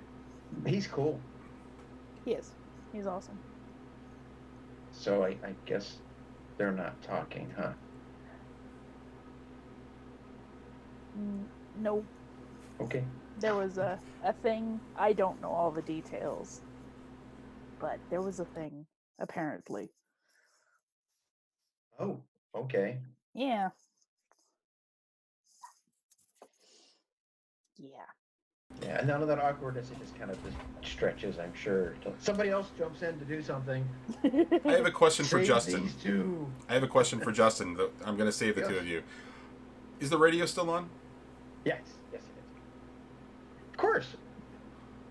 Thrumming is still coming through. It's so much so that in the background, you don't even notice it anymore Exactly. Yeah. until you hear some crackling. And you hear a couple of like blips of like sound, but you really can't get a sound of like a sense of it. But it's a little bit higher pitched than the voice the last time you heard. But you can tell that it's a voice. And then you hear Nev's voice come out of the speaker. Jenkins has left the ground. Crackle, crackle, moving fast. Crackle, crackle, hiss, and then it just kind of disappears. Did you all hear that? Yeah. It's a rhetorical question, actually. What? This is weird. How did you get on the radio, and why is it like so late? Well, like, did it sound exactly like how I left the message? Close. Your voice was a little bit more modulated, but like almost like you were like the how occasionally you get that underwater sound when you're on a cell phone call, like when you're switching between towers or something. There's sort of like that sort of weird sort of like drone-ish quality underwater sound. You were getting much more of that modulated sound, but it was definitely your voice. It was definitely, you recognized your own voice. Yeah. That's so weird. That shouldn't even be a thing. No, because this is digital and that's AM. Like, it's not even anywhere near the same. Well, It's somebody's getting rebroadcast. somebody's taking it. Somebody's recording you and putting on a radio. Well, why? That would be pointless, right? Well, it Let's- depends on who's doing it. I mean, maybe they're after something about this. I mean, maybe this isn't just like a program for kids. I don't know.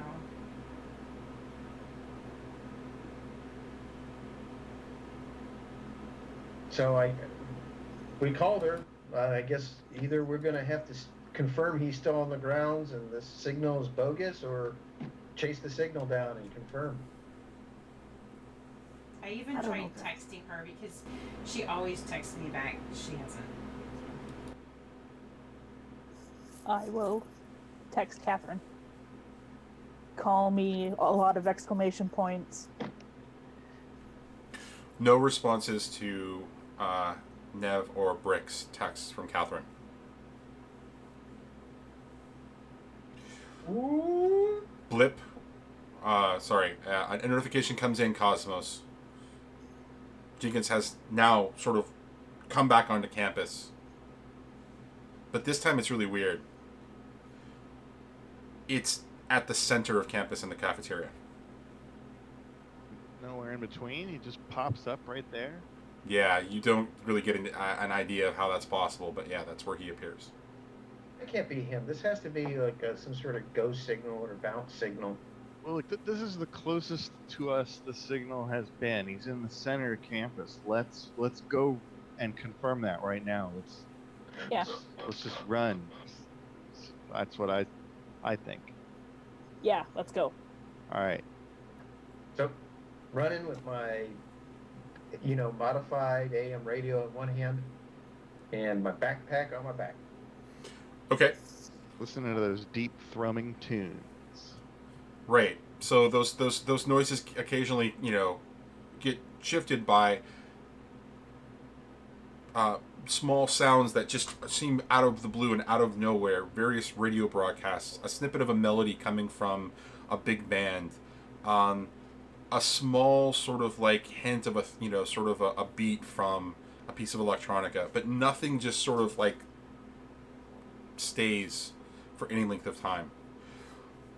But as the four of you are kind of rounding the corner and kind of like moving towards the cafeteria, you see a figure sort of standing there right outside the cafeteria door, reaching out for it.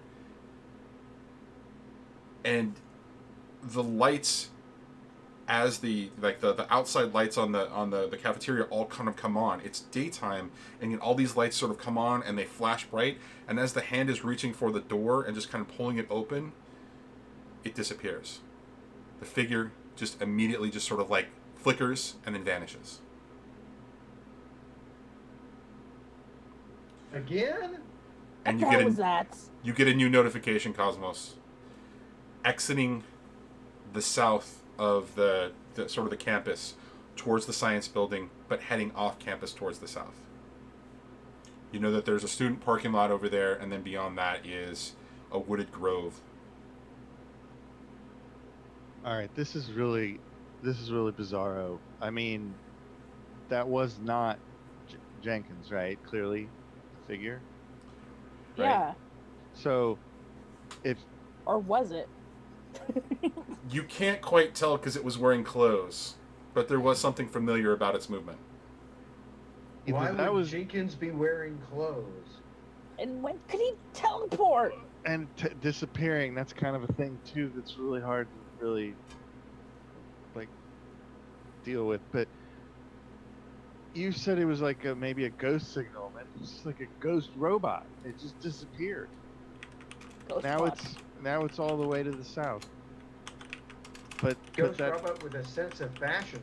that notification With a happened bad at the sense of exact same time as it disappeared. You guys saw. Trench coats are always in fashion. That's why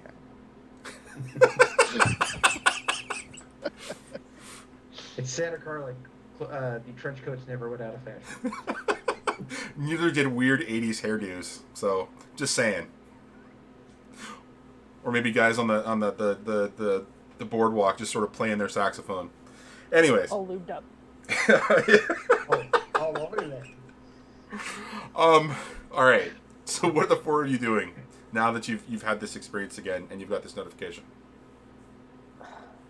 Is there a door outside of the cafeteria?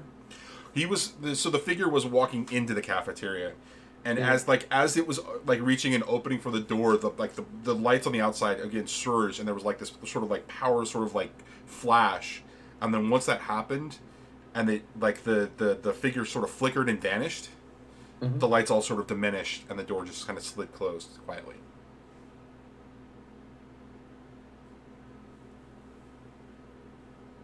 What is going on?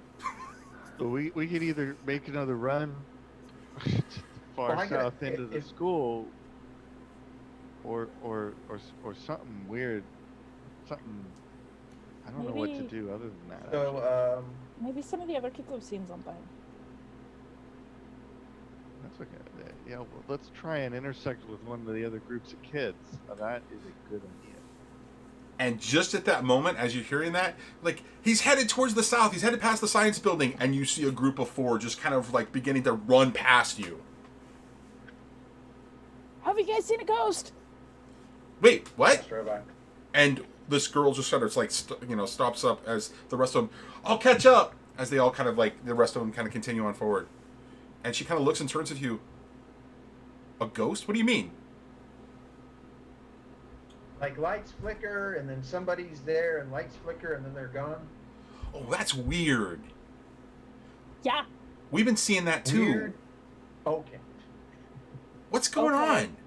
Like, have you guys actually been able to catch this thing? Like, it's like one time, a moment it's at, the sports facility, and the next moment it's at the administrative building, and the next moment it's out in the agricultural area. Now it's headed south. What's going on? It's like it keeps going off the bounds. So as that's going on, I'm trying to pull out my little drone to see if I can get outside and get the drone to make a quick flight over to the south campus. But go on. Might take a couple of minutes. I think it's like it's yeah, on a, like these. Sorry. Go ahead. I was just saying it's like it's on a different frequency and keeps coming and going. That's all.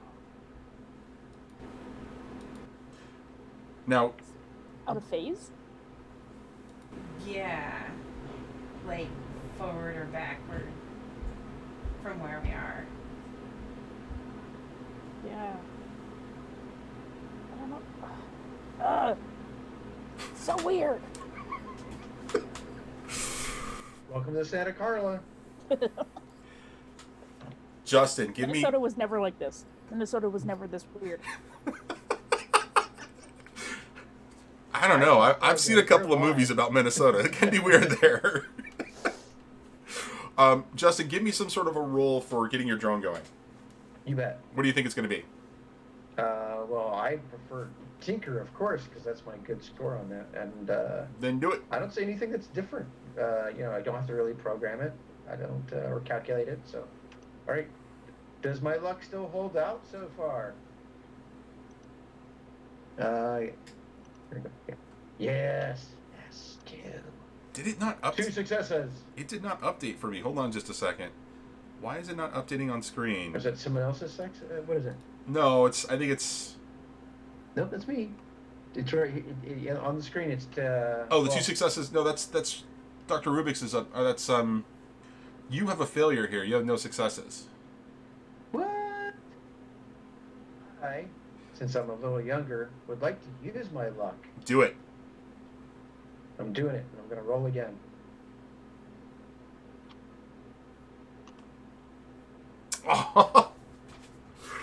All right. That is not what I wanted to hear. Describe Nobody's to me. lucky. I'm sorry. Go ahead, Nev. I said nobody's lucky today. Yeah.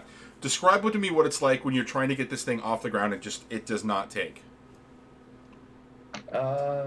That's really easy because I'm trying to do it lo-fi, so I don't have all these gyros and gyros and going on, and it flips over. And then the little camera just kind of flies flies to one side and the rotor's to the other, and it's still spinning, and I'm trying to stop it and get it back together and get the camera back on and pulling out little tools to try to put it together again, and then try to make it go one more time, and this time it goes, and then like some wind gets it and just bangs it right up against the wall, and then gotta put it together, and I'm trying again. Okay. You let me know if I should just quit or if there's a roll to be made. Either way. This time, if you want to do a roll, it's going to cost you a condition. What condition is it going to cost you?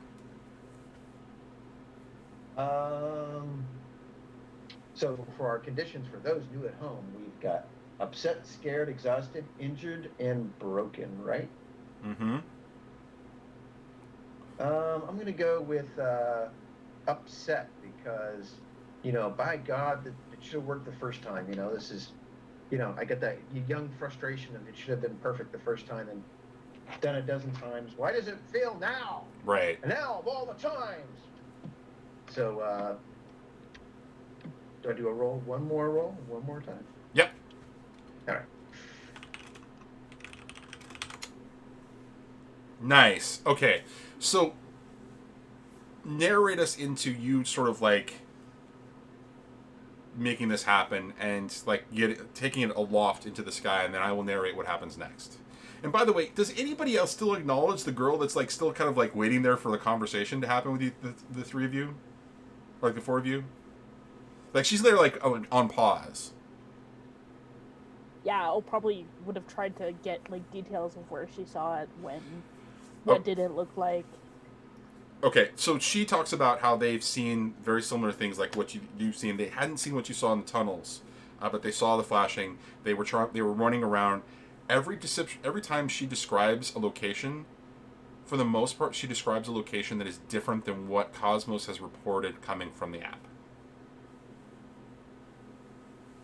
And so as she kind of finishes with that, she's like, okay, I gotta go, I gotta catch up. And she just kind of runs. And then you hear a scream as, what is going on? And you see them like run in a different direction. Cosmos, you didn't get a notification on yours that like there's been any change. I'll probably yell after them, where does the app say for you that he is? What is going on? The English department! He's in the English department, second floor! Okay. Alright. Now I'm really angry because I just got this thing up and going and flying to the South Park, and then it's like the. Alright, so Justin, this is actually a really good point. Describe to me what's going on. What do you do here? Well, I get everything reattached. I have to replace a propeller, and that's my last one. So who knows when I'm going to get another one with all the craziness going on, right? That's the last thing I need. And then I get it going, and I have to be really careful with it because, like I said, I'm doing it lo-fi. I don't have all the easy things. And then there's a little tiny, really crappy little TV in the middle. Mm-hmm. So and I get it up, and I'm trying to, as it goes in a kind of not like drones should, but more like this, like a mini helicopter.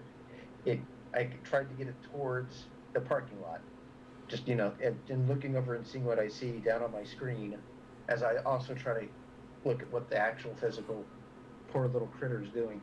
All right, so you can see that it's in the sky. It's kind of drifting and drifting back and forth, and on the video screen, it kind of looks the same way.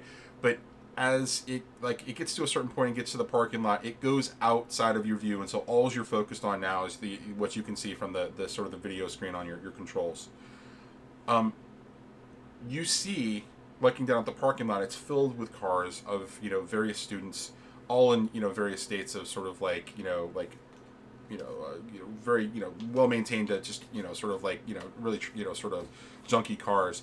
At the far edge, just on the just on this side of like a large grove of trees, you see a figure sort of looking up towards the drone, and it's just sort of like standing there, kind of looking up at your drone. What do you do with your drone? I bring it down for a better look.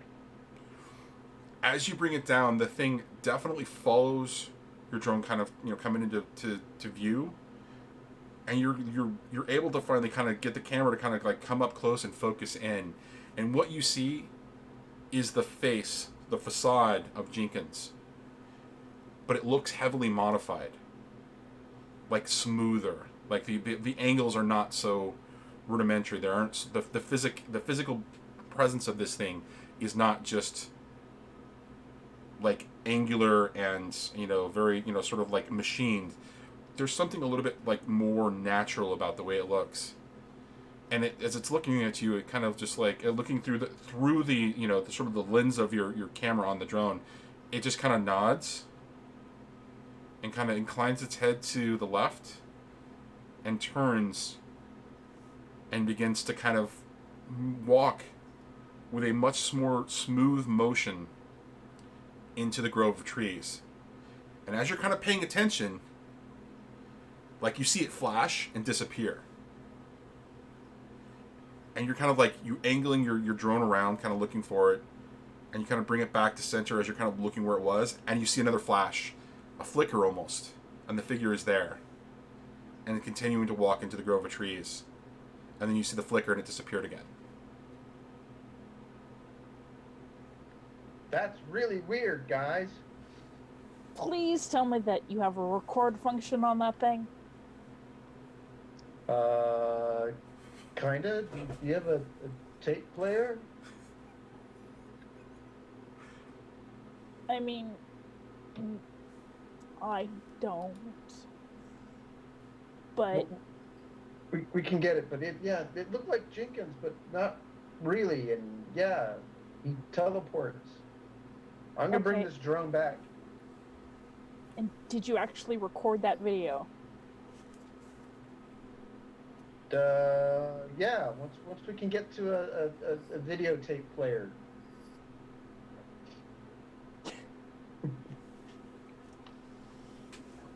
All right. I got one back in the I got one back in the clubhouse. Club. We can see it. It's a clubhouse. Called the clubhouse. But we got proof. What are the four of you Betamax doing proof. now with this information? I'm obsessively checking my phone. I will text Catherine. Yeah, you're not getting any responses, and neither is Brick if she's continuing to, or they're continuing to respond. I pull out the spray can. Oh, the illustrious orange-colored spray can. Please tell us what you do with your spray can. I'm like pulling out more brackets and things and a little armature so that on command I can get it to spray what the camera's looking at in orange. Okay. So, because my character's original thought was, well, if we're like tracking things, then if we can see them from the sky and make them orange, they'll be easier to see. Okay. Maybe also blind Jenkins, and maybe if he's blind, he's not going to teleport as fast. That's my character's hopes. Actually, that's the player's hopes. Okay. And so you're going to send this after Jenkins again? At some point, yep. Okay. But not right. The English is a building, and he's in a room somewhere, so not so much of the drone. Okay. You get an alert again, Cosmos. This time, Man. it reports a location outside of the parameters of the school, towards the south. The south? It's still going south. Try to get my drone back up in the air. Or do you want me to roll Tinker just to get the spray mechanism to work? Well, let's say that you'll roll that when the time comes, because it'll talk about we'll deal with the sort of the circumstances, the weird sort of nature of that. But so as you're kind of like taking your drone and it's like carrying this can and kind of moving that direction, you don't see signs of Jenkins outside of the grove. You do see that there is a pathway that sort of leads towards, and you know from experience that there is a sort of like a meadow at the center of this grove of trees. And so as you're kind of flying over and kind of nosing your drone down to kind of look into it, you see again Jenkins sort of flashing as he's walking, and he's kind of flickers and he disappears. And the next time that he reappears, he's seated on a stump at the center of this clearing. And he's like sitting for the first time. He's sitting. And then he flickers away again. But he flickers back, and he's still sitting. I'm gonna take off running in that direction. Relay information to everybody else. Okay. I decide not to use the spray can. You can spray them, but I'm the fastest runner, probably. So I would, you guys can follow me, but I'm gonna go after him. Keep your eyes on him. What are the rest of you doing? I'm trying to keep up with her, and I got 1 6. Oh, no. Yes, there we go. 1 6. No successes. Never mind. Okay. What is Cosmos and Brick doing? Well, there's no way I can keep up with her, so I will go in that direction, but only as fast as I can manage. I'm kind of sitting down and kind of leaning against my backpack. Not really going anywhere. You're choosing not to follow them? Yeah, because I don't think I can keep up. Okay, so the three of you start to take off, and you notice that Brick isn't coming with you.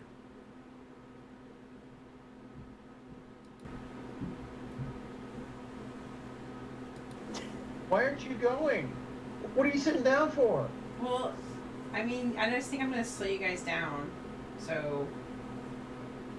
Well, come on, we're all going to the same place. Some of us will get there faster. Let's go. All right, I'll keep going. Come on, Brick. All right, I'm doing it. I'm going to put my backpack on top of my head. Can I carry your bag for you? You can. I can throw it ahead of me and pick it up. I will carry your bag. Okay. Don't have to worry about throwing your stuff around. I will carry your bag. Okay. All right. And just follow me Okay. at whatever speed you can run. I'll do it. Okay, I believe in you. All right. All right. I have a boost Come on, of team. energy now. Let's go, team. All right. So we see a montage of the four of you kind of running, at four, distinct sort of like spacing between. I'm assuming that it's going to be Nev and then Justin and then Cosmos and then sort of Brick sort of bringing up the rear. But Justin, as you're kind of like following Nev along, the radio on the back of your, on your backpack is kind of like crackles to life again with something more than just the thrum. It's an AM radio news station giving an hourly report. And the report just talks about sort of the grim nature of the world outside of Santa Carla. The pandemic's sort of impact is beginning to sort of grow. Various efforts to combat it have met some measure of success, but other measures have not. There has been a lot of sort of turmoil about economics. There's been some turmoil about the process and the way that various governments can help. The numbers aren't increasing in respect to the spread yet, but there are concerns about that. And so there's a lot of sort of a fear in the voice of the news broadcaster. This is stuff that the four of you are hearing that really has had no impact on you on your day-to-day life, because your world is very isolated. And so as this sort of broadcast is going on, and so, at the end, the news person sort of says, and we hope everybody just shelters in place and stays safe. One day you'll all be able to get out, and enjoy life again. But for now, just stay safe. These last words sort of contrast the freedom that the four of you are experiencing in going to school, and contrasting sort of the experience of everything that's going on for you. Now, as yeah, can you do me a favor and pull those in? Thanks. So as the four of you are kind of like running through the grove of trees, and apologies for the echo. There's a little bit of an echo going on right now on the other side. This broadcast sort of ends, and the four of you find yourself moving through the grove of trees, walking, running down this sort of path. And there's some woodland animals kind of around, but nothing like, really significant. As the four of you kind of like make your way to sort of the entrance of the grove, you can see that there is Jenkins there, sort of like sitting, just sort of looking in your general direction, arms on their legs, their body clothed in what looks to be some sort of a long sleeve sort of shirt and pants, not quite clear whether it's jeans or something else, and there's a coat sort of hanging over its frame, and it kind of flickers out. And as this appears to be longer than the way that it kind of flickered out before when you were paying attention to it, Justin, on the screen, or on the sort of the display. It flickers back in, and this time without a coat, and the shirt looks a little bit more threadbare.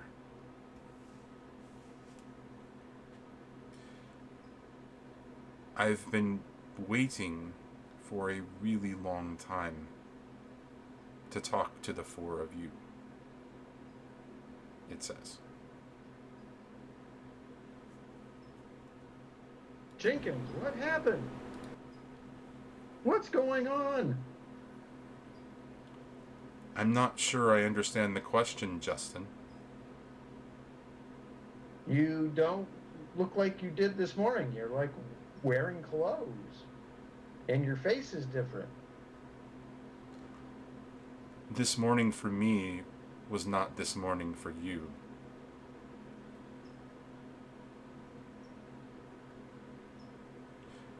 Can't hear you, Nev. You're talking differently, Jenkins. Yeah, that too. It's been a What's this long... morning to Sorry, go ahead, Cosmos. what? What was this morning to you? Jenkins first looks at Nev and says, "It's been a long time since I've seen you, Nev. Your grandfather would be proud of you and all that you've accomplished." And he looks towards, they look towards Cosmos. This morning to me was this morning. The sun rose, I saw it, and then it set. Is it not night where you are? And for a second, he sort of flashes out. And when he comes back, the clothing is a little bit more threadbare, and you can see that there's a rip at the top of the right shoulder. I'm gonna pull out my phone and start recording video of this. Oh, yeah. You can play that video for anybody that you want, Nev. But nobody's going to believe you. They won't accept the science behind what's happening. What's happened?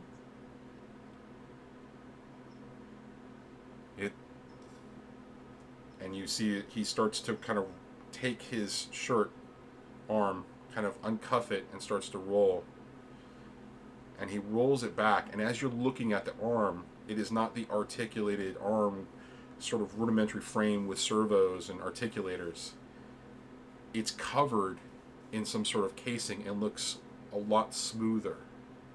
Almost like the casing to kind of simulate like a physical form that has a more of a shape like a human shape. And as he does that, he kind of rolls it past his elbow and kind of rolls it up towards where the device is.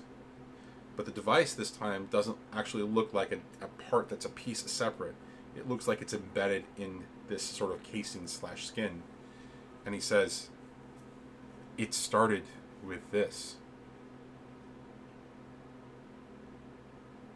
But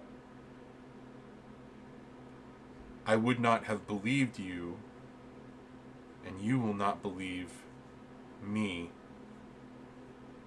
when I say that it has been an incredibly long time since this." And he flashes and he flickers and he's gone. Is he like in a time loop or something? And he flickers back in. "Sorry. I remember where we were supposed to continue." And he points again. He says, "This. It has been a long time since I received this." And as you see that he's pointing to this device on his arm, that's embedded in his arm, you get you kind of like get a sense that there's something else off about him. You can see that the thread-bared rip at the shoulder is now half torn, and there's a patch sort of hanging down over his right chest part, and you can see a bit of sort of the underexposed sort of body of him, and you can also see that it also has this sort of like weird sort of casing, but there are like inlaid designs on it, and Cosmo, you sort of recognize it a little bit like it's a circuit board almost. And Jenkins stops pointing, and his movement as he kind of moves his arm back down, it's much smoother than you expect. I'm sorry that you couldn't find me. Catherine will understand." Who's beating you up? What's going on? There are no physical... No, that's not right. I have not been in a fight, though physical violence has been visited on my body. I was attacked this morning, and you see like his eyes like the focus of the eyes actually diffuses a little bit so that you actually see that they grow wider, as if he's experiencing some sort of memory. And he kind of looks, he says, "This morning when I faced the raptors," and his eyes get focused again. He kind of looks. But Did he say raptors? That's not for you yet.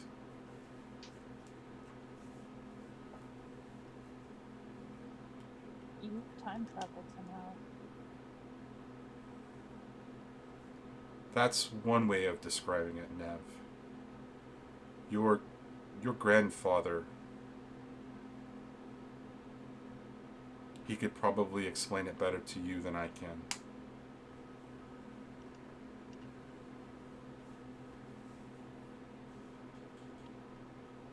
So that helped you time travel? Or is there just something we're missing here? I don't have all of the answers for you, Justin. All of you are here because I am giving you a chance.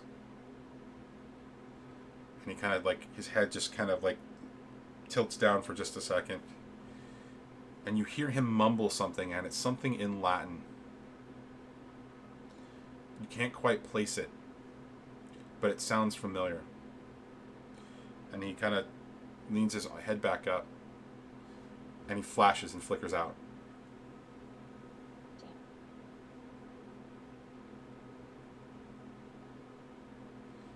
And after You get that recorded, right? Go ahead. Did anybody catch what he says? He said, and yes, it's recorded. Maybe he's gonna come right back because he keeps leaving and coming back. And with that, he kind of flickers back into place. And this time, his shirt is in tatters. What looks to be tears all across it. And you can see that on the skin of this like physical form, under it, you can see that there are these sort of like gashes. Can you stop doing that? Because every time you come back, it's not pretty.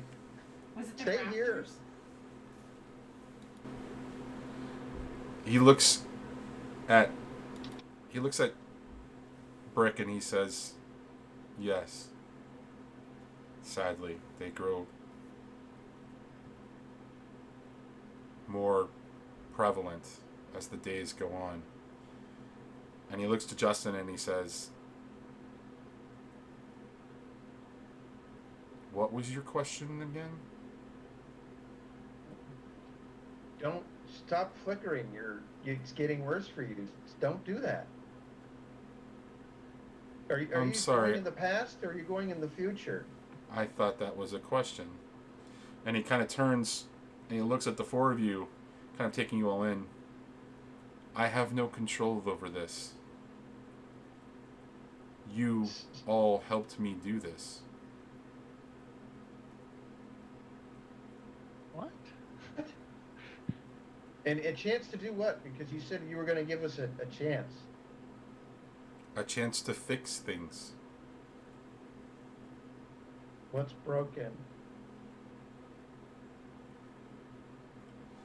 And he reaches into his pocket and he pulls out what looks to be a mobile device. And he's holding it up and he's got it in sort of on its side in landscape mode. And he says, "This is what's wrong." And he reaches up and he presses play. And the following series of images, videos, play across. The first thing is you see the landscape of the school, but it is completely overgrown. Windows are broken out, tumbleweeds everywhere, sort of grass going crazy. Football field / soccer field is completely sort of covered in just grass that's gone wild. Among the grass, you see various animals sort of moving.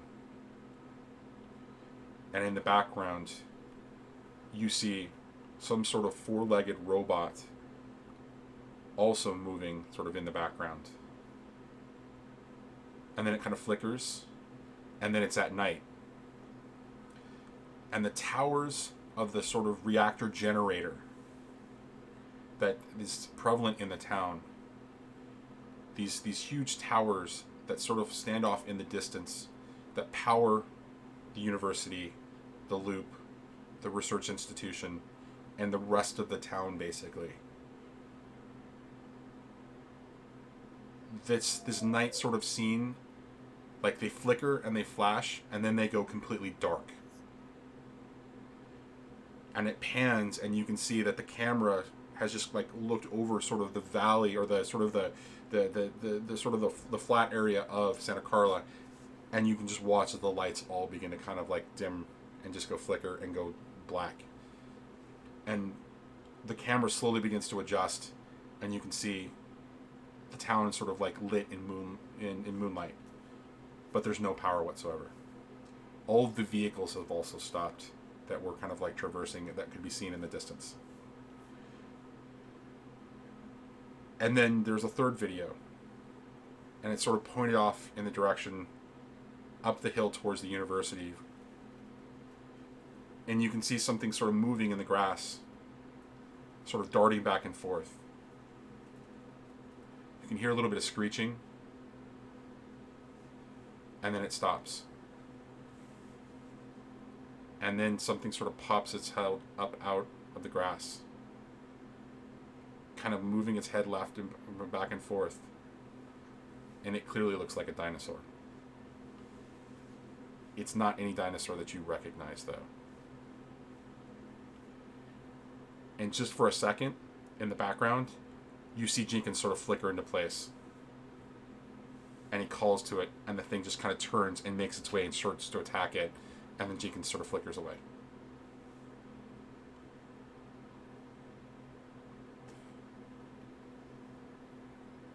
The world you know is the beginning for all that I have shown you. The changes that are going into place now, the virus the world is facing, it doesn't come from here. It doesn't come from our time.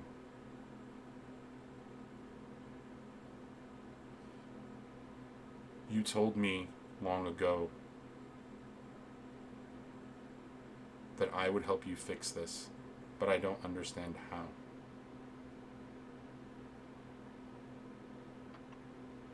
And he just sort of sits back and says, my time is almost done. Oh! Jinx. Jenkins looks towards Brick and says, I have not heard that name in a long time.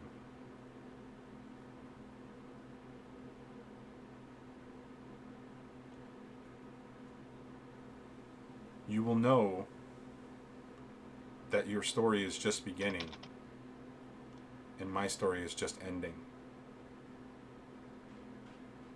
I'm sorry that I can't give you any more details, but knowledge of your own future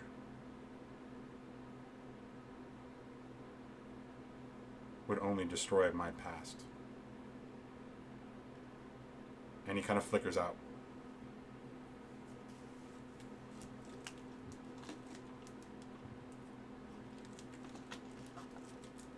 No! I guess we have our Iron Giant moment. Yeah. And he flickers back in. Ah. And he pauses, and he kind of looks at the four of you, but this time he looks very different. His body is rusted. One of his eyes isn't working. His left arm hangs limp beside him. And he's looking down at first, though you can see that his one eye, his right eye, is still working. And he kind of looks back up at you and says,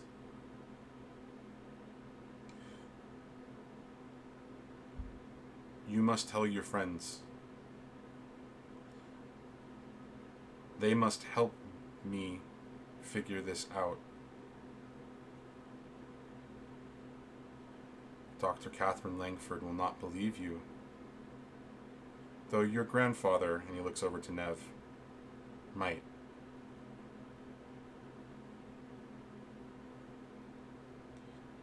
It begins when you find me. And he points to this on his right arm as the flickering is beginning to sort of fade from the beacon. When you find me, you will tell me the thing that begins all of this. And hopefully what you tell me will stop this. My time is done. And he leans over, and the eye just goes dark.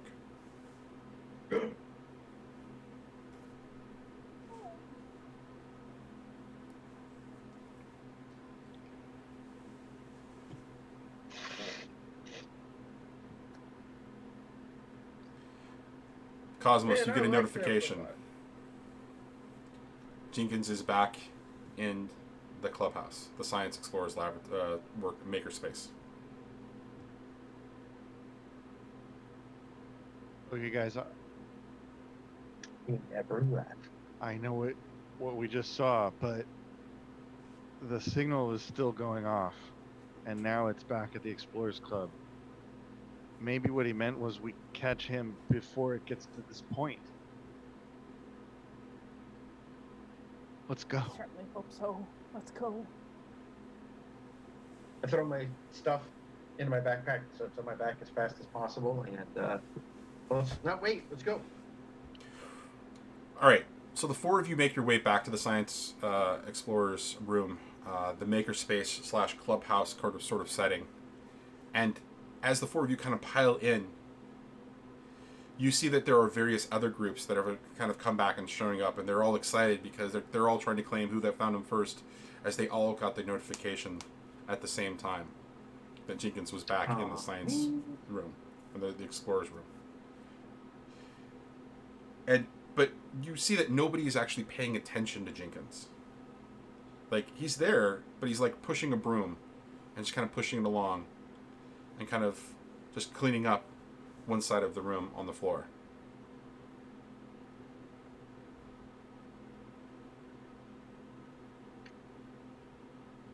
What are you doing? So I go up to Jenkins. Is And he still wearing the thing? yes, he's still wearing the device, and it's still bright and it's blinking.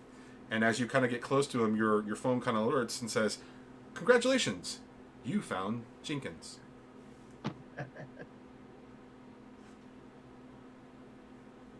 So I would like to use my tinker to see if I can get the device off Jenkins. He looks at you as you're trying to reach for it, and he says, "How may I be of service?" We by offering your arm so we can take the device off your arm. But Dr. Catherine said I should hold on to it.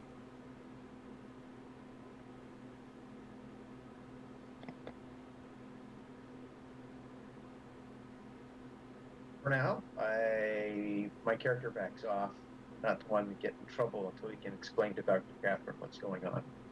But he does pull out his AM radio device and turns it on to see what's coming over the airwaves. Oh, that's interesting.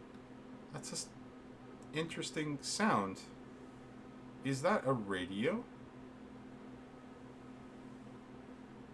Yes. Does Jenkins ask questions very often? Are you asking the GM or are you asking Jenkins? I'm asking the GM. No. I look at the others.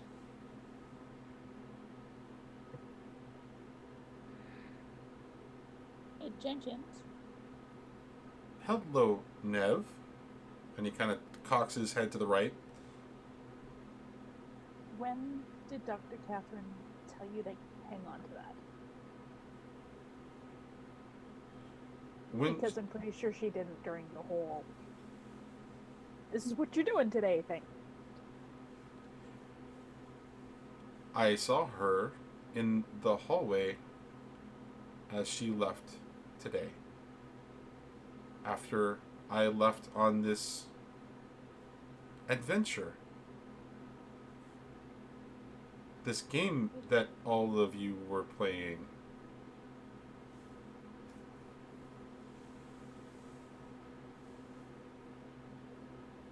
Maybe you should show him the video you took earlier. I don't know. That may not be a good idea.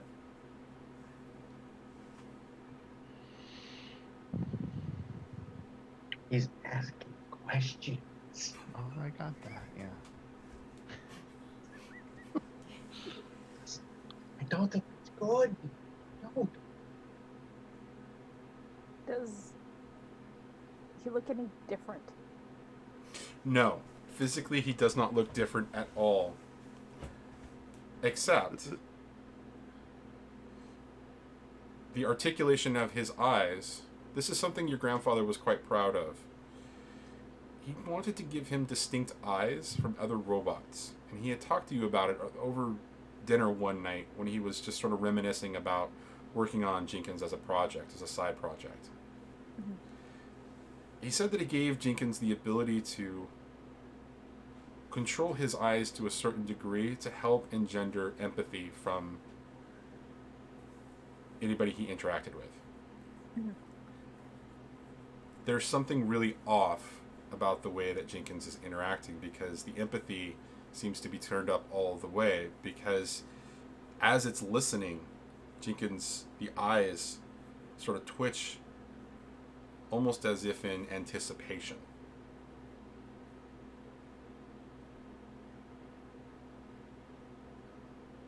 I say we get a hold of your grandpa and talk to him about this.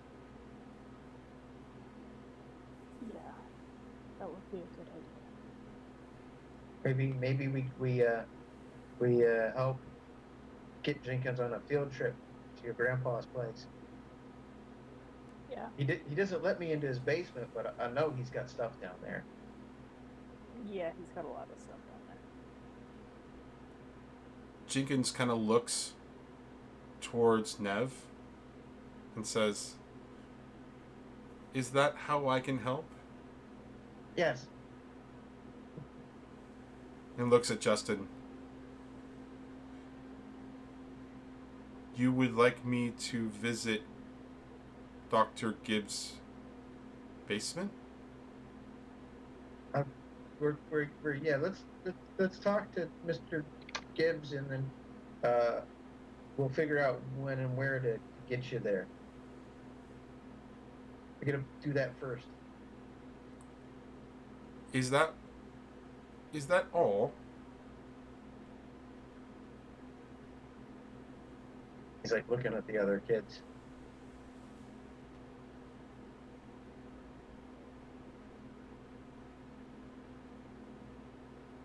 You can help us by always being truthful to us.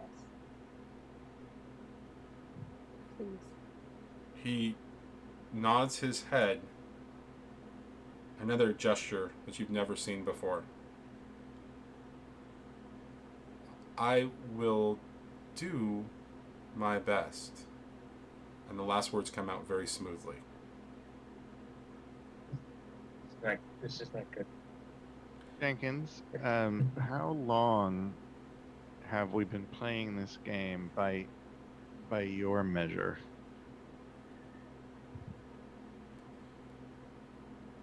His head just sort of like leans back a little bit.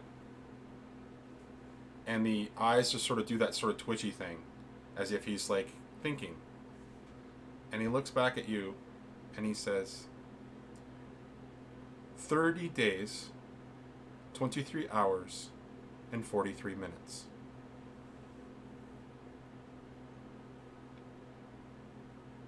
And how long have we been playing this game? Like Hours. 2 hours or something?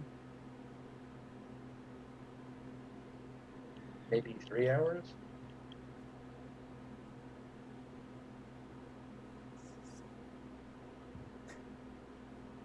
We should talk to the director and have her, get her to understand, so we can take that thing off him, without a fight, before the dinosaurs come. Or maybe we just convince the robot to take it off. You know, Jenkins, are you aware that for us the game has only been going for 3 hours? That's not possible. My timekeeping is accurate. What does that clock say over there? I believe you, but I think that you're having a different time experience than we are, and maybe it's because of the device on your arm. Why don't you remove it? Because Dr. Catherine said I shouldn't. Well, she said you should hang on to it, but currently it's hanging on to you, so that's a different definition. Logic. Give me some sort of a roll here. This really, waiting. this is like, this is some sort of con scoundrel bullshit going on here. Z, give me something. I'm just talking to a robot. Let's see. What about empathize? If you can empathize with a robot and explain it to me how it's going to work, I will give it to you. All right, fine. Robot empathy is logic? Robot empathy could be logic, actually. That's a fair argument. All right, I was looking for a mind roll on this, and I've got empathize seems the closest. Although I wasn't really empathizing with. I don't know how I would empathize with a robot. Okay. Chris right. called it. It's logic. It's Yeah, logic. Right, logic. So trying to use logic to get the robot to execute a command, to execute some self-will. Okay. So, Doctor. Well, I'll do the roll first. I Yes, guess. do the roll, and let's see what happens.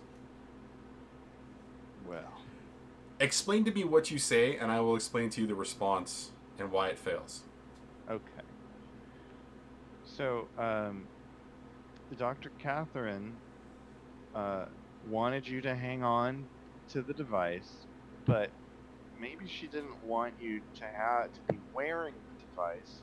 She certainly wouldn't want you to if it was harming your ability to keep time.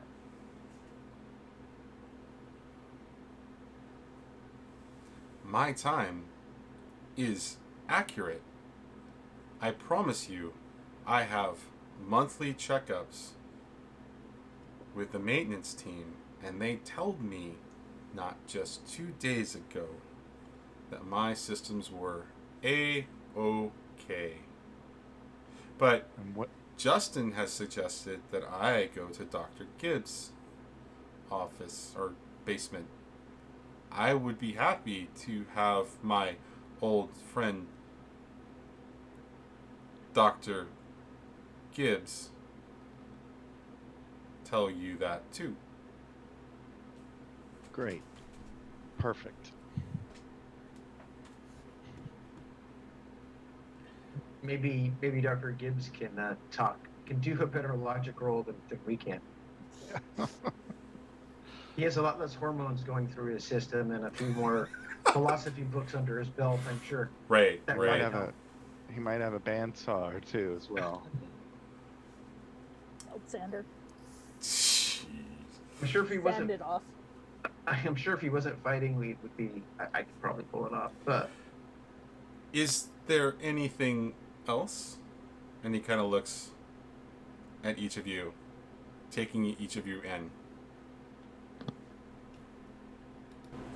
Well, I just wondered if Kitty, Catherine, if she told you anything about us, like anything you're supposed to do with us or anything. Much like Nev's request for me to always be honest, Dr. Langford, Dr. Catherine, and for a second you can see that there's like a twitch in the eyes at a mistake. Dr. Catherine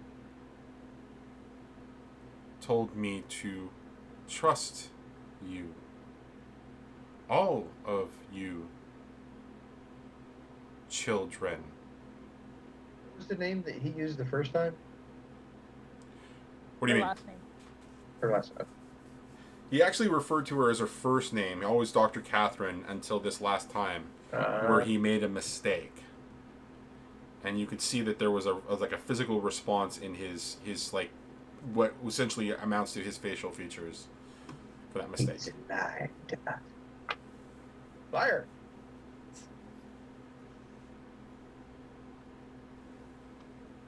Is there anything else? Just meet with us tomorrow so we can talk about going to Dr. Gibbs.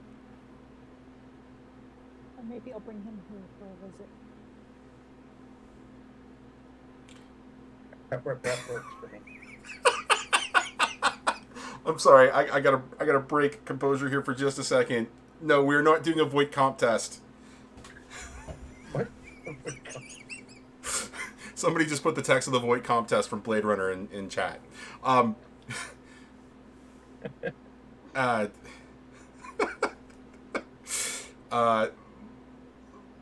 Jenkins kind of looks at the four of you again and says, if there's nothing else, and he kind of begins to shuffle and move and start to sweep again, leaving the four of you sort of standing there. What's he sweeping up? Is he sweeping up anything? Just dust and debris. You know, the CNC machines, especially if they're wood-based or plastic, based CNC machines that are doing any type of thing, are going to produce a lot of debris. So, Kind of like the modern version of sawdust. yes. Ah, All right. So he's like shuffling and sort of moving away, leaving you all four to just kind of like collect your thoughts about this. Today was so weird.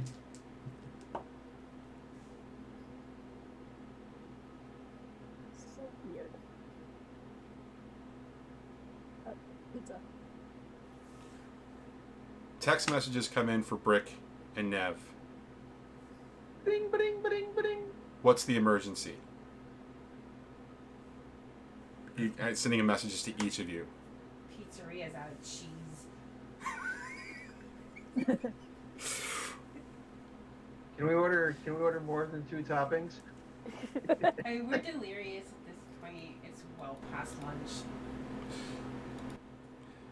As the four of you are kind of like connecting and just kind of like having the moment just sort of like the chill of the moment, sort of like the intensity of everything just kind of like diffuse, and you're starting to make jokes.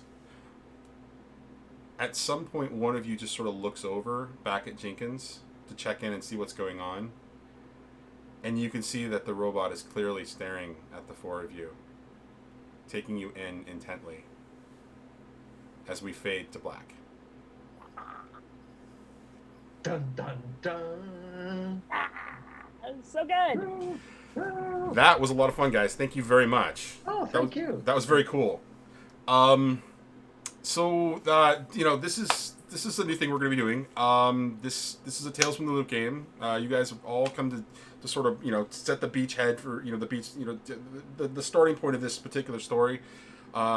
This is all set up to be sort of a West Marches style. So you guys are all welcome back next week. If none of you want to come back, or some of you want to come back, somebody else can jump in, and it's just going to be sort of a continuous kind of a thing. There's already like 6 other people that I haven't included into the group yet that have like signed up and are really interested in playing. So we've got this off the ground now.